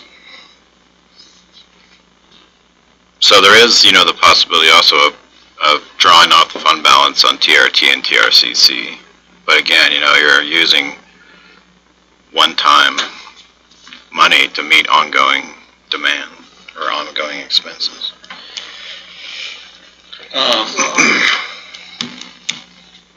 But are you looking at the ongoing expenses? You're looking at storm mitigation, drainage? Salary and benefits mostly. Mostly salaries and benefits, but right now. And stormwater and capital never end either, really. When you've got $40 million in stormwater projects, that's a long, long time. And it probably really realistically never ends. And, capital improvement, it ebbs and flows, but it never entirely goes away either. What? So how much will get us a project this year for stormwater? 400, 500 next year? 2019. I would say 450. So if we advertised, Chris, a property tax increase, and then decided not to do it, is there some sort of timeline on that decision that has to be adhered to? It would just be, you would have to make that decision before you approve the budget, which is scheduled to be the last meeting in December. And so the hearing on the budget would be the first meeting in December, which I believe is the 4th. Don't we pass a tentative budget in November? Yeah, well, I provide you the tentative budget, and then that tentative budget has to be provided to the public 10 days in advance of the public hearing. And so once you do a bona fide tentative budget, it's a little more difficult to make changes, but you still can. You can certainly reduce it, and so it's better probably to have your expenditures maybe on the higher side, and then cut from there, because you can't really go the opposite direction once you show the public how much things are going to be, and so it's better to go down. I mean, one option would be to advertise truth in taxation for the stormwater mitigation and the salary increase.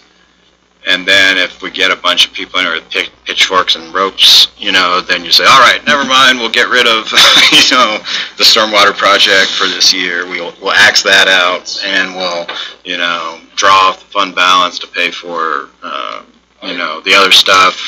But that has to be done by December. So, yeah, like I say, what really prompts the tax increase is how you budget for that one particular line item. This one, this general property taxes. If it's more than this number right here, it will be considered a tax increase. And so if you're going to budget for an increase, it will be on this line item right here. And that will be the one that you'll change. And if you decide to reduce it or not do it, it will come back to this value right here, but you'll have to rebalance the budget, of course. And whatever the difference would be that you're projecting to bring in from a property tax increase, you would have to go and figure out either another revenue stream, which could be the fund balance, or just eliminate projects. And so if we were to send $400,000, for instance, out of the general fund into stormwater instead of 100, you could eliminate that before you approve the budget, and likewise perhaps reduce or eliminate a property tax increase. And we still have time really to work through this and figure out, what we want to do.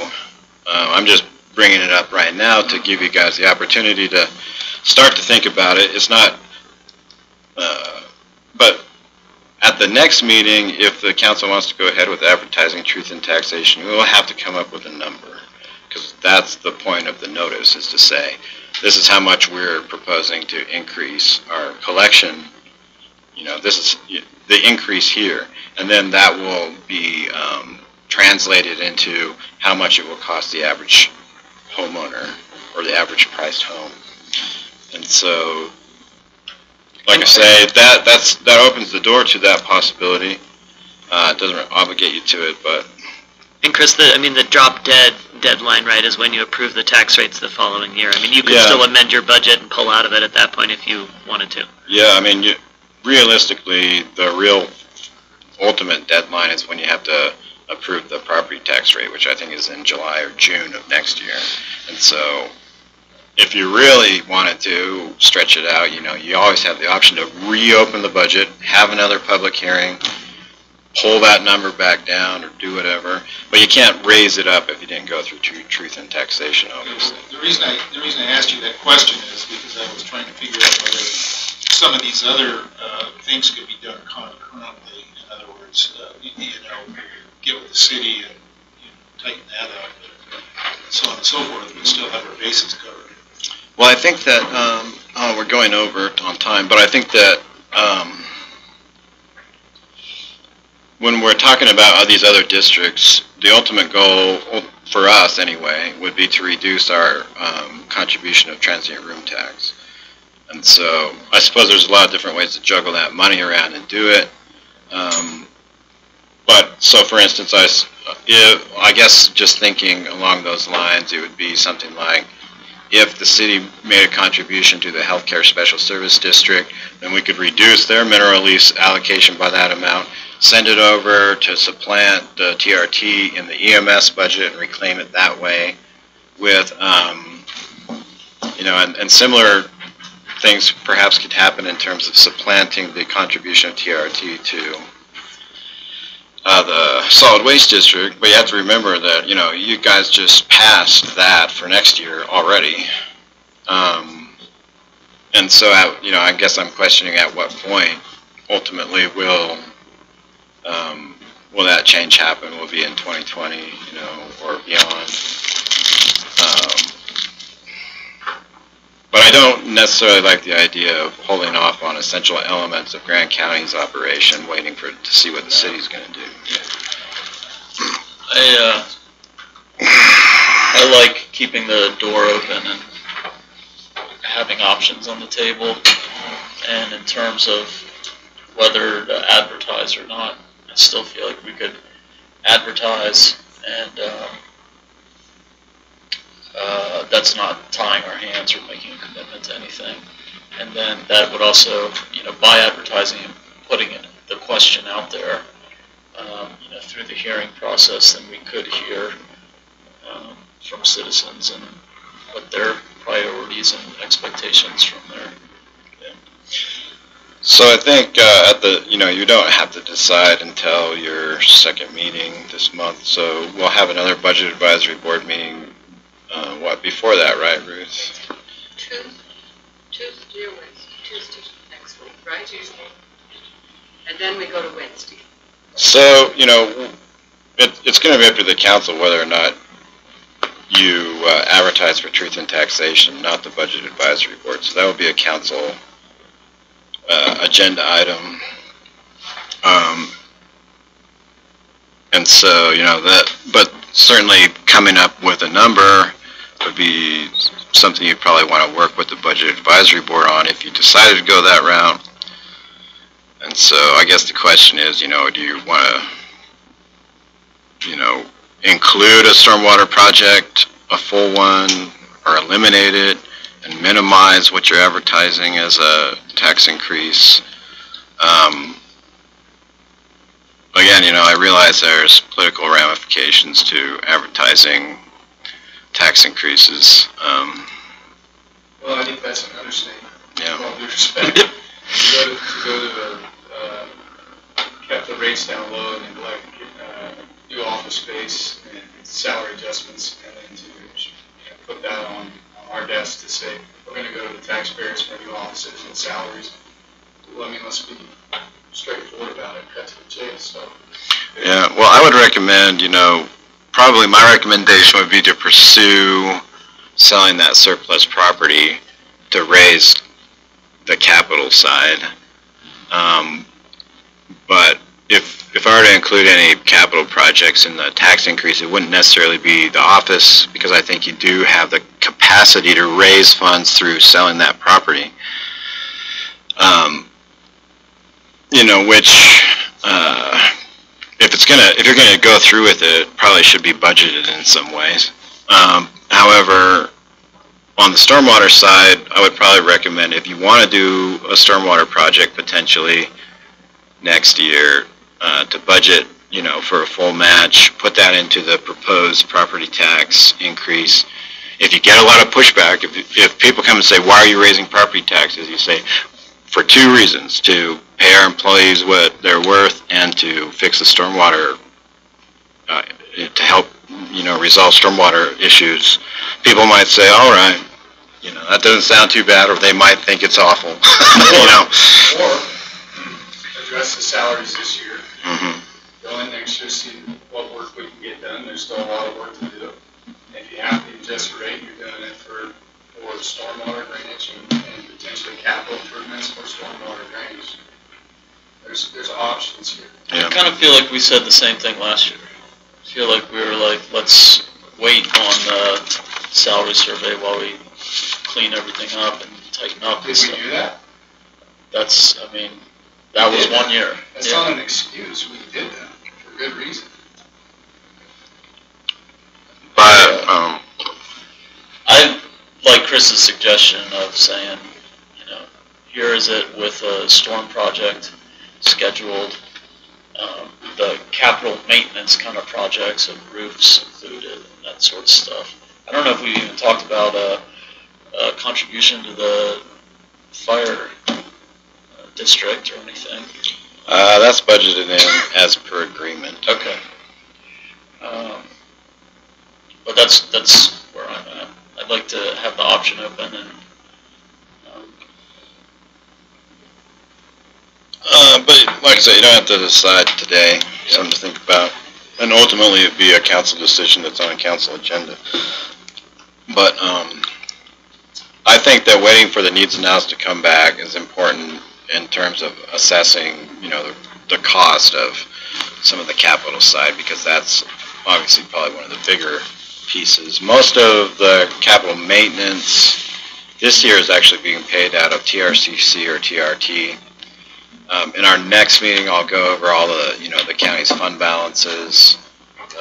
Like I said, there is the option to pull maybe close to $500,000 off the balance of TRT and TRCC. And that would probably eliminate the need to do a property tax increase just on the salary component. But it will give you a false sense of security because that money won't be there next year. I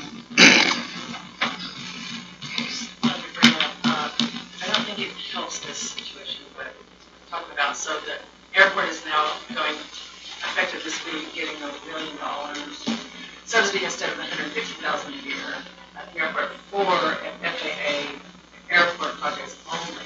So I was just wondering if that massive amount coming in, if that offsets any general fund money in the airport at all. No, in fact, it creates a worse situation for us because it requires, there's all that money, you say, we only have to make a 5% match. Well, 5% match on huge multi-million-dollar projects is a lot. And so Judd's already asking for another $250 for next year, and I'm like, I don't even know where we would get $250 for the taxiway. And he's making the point that the taxiway is insufficient, and he's probably right. That's another issue that it's so recent I haven't even plugged anything in, but the council's going to have to decide, do you want to pull $250,000 from somewhere and budget it as a match on that taxiway project? The issue also with the airport is the more successful they get, the more expensive it gets for us. And so the more successful Judd is in procuring grants and expanding the airport, the more expensive the airport gets for us every single year. And so, we've had to approve new positions, we've had to come up with match money, and that's going to continue on, and so at some point I think the council's going to have to be like, whoa, let's step back a minute, Judd, and let's look at, what we can afford. Because even though you can look at it from the standpoint of it's 95% free money, you still have to be able to afford the 5% and the increased cost of operations and maintenance. And so it's not something that Judd seems to really give much consideration to. He just kind of lumps it on us, I think, to come up with a way to pay for it. But that's what we need to sell to the city. Well, yeah, it's Everyone's getting the tax revenue. So that's another, I don't know that Judd's made the request yet, but I know that it's going to be about $250,000 match for that taxiway project, and I haven't budgeted for that. I think he said 500,000. Yeah. 500? Oh.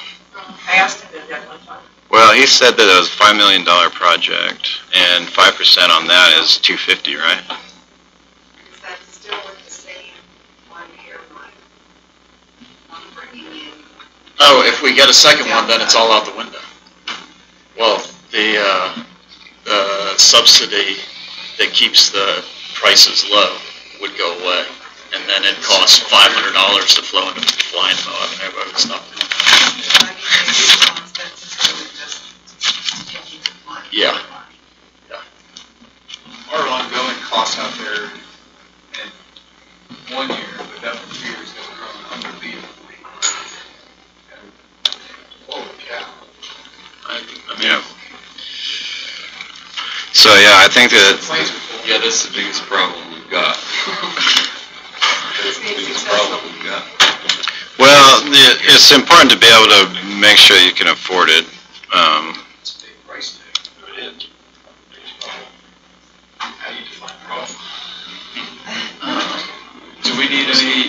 other kind of head nods on anything today? No, I think we've kind of covered it. And like I said, there's no, this last agenda item, do you want to try to cover that?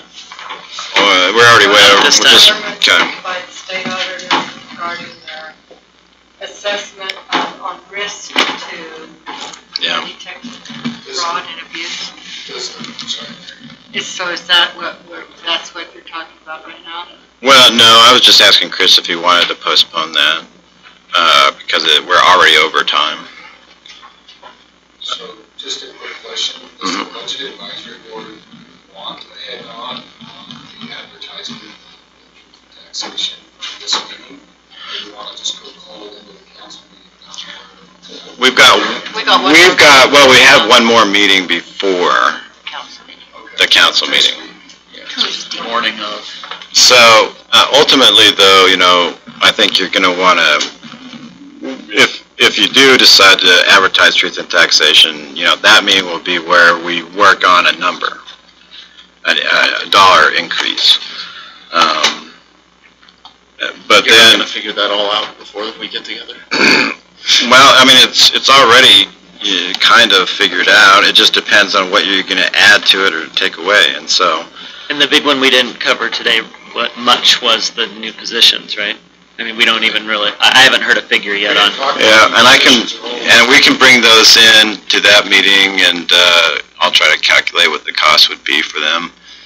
The other thing to keep in mind, again, is that part of this is the library, and you really don't have any other option for the library than to go through truth and taxation, other than just to drain their fund balance down to nothing over time. And so that's a part of it. And so if you're going to do the salary adjustment over there, then there will absolutely end up being a point in time where they have to raise taxes for the library. They do have fund balance just the same as the general fund, and so it's not like they'll go completely bankrupt next year without a property tax increase, but it will in time. Faster than you go. Unless we never found the solid.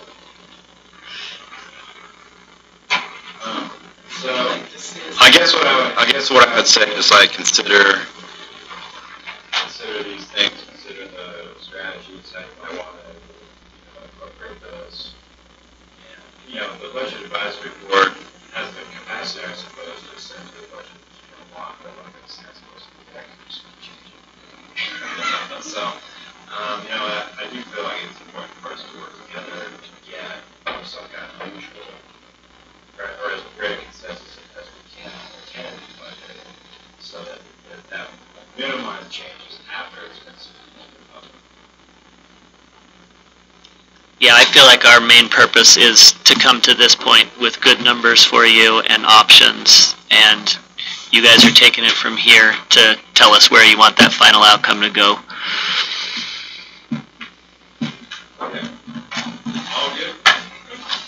We need a formal discussion. We need a motion to postpone. I'm just going to postpone the one discussion item. And is there a motion to adjourn? So moved. Second? Second. All right. All in favor? Aye. Thanks, everybody. Thank you.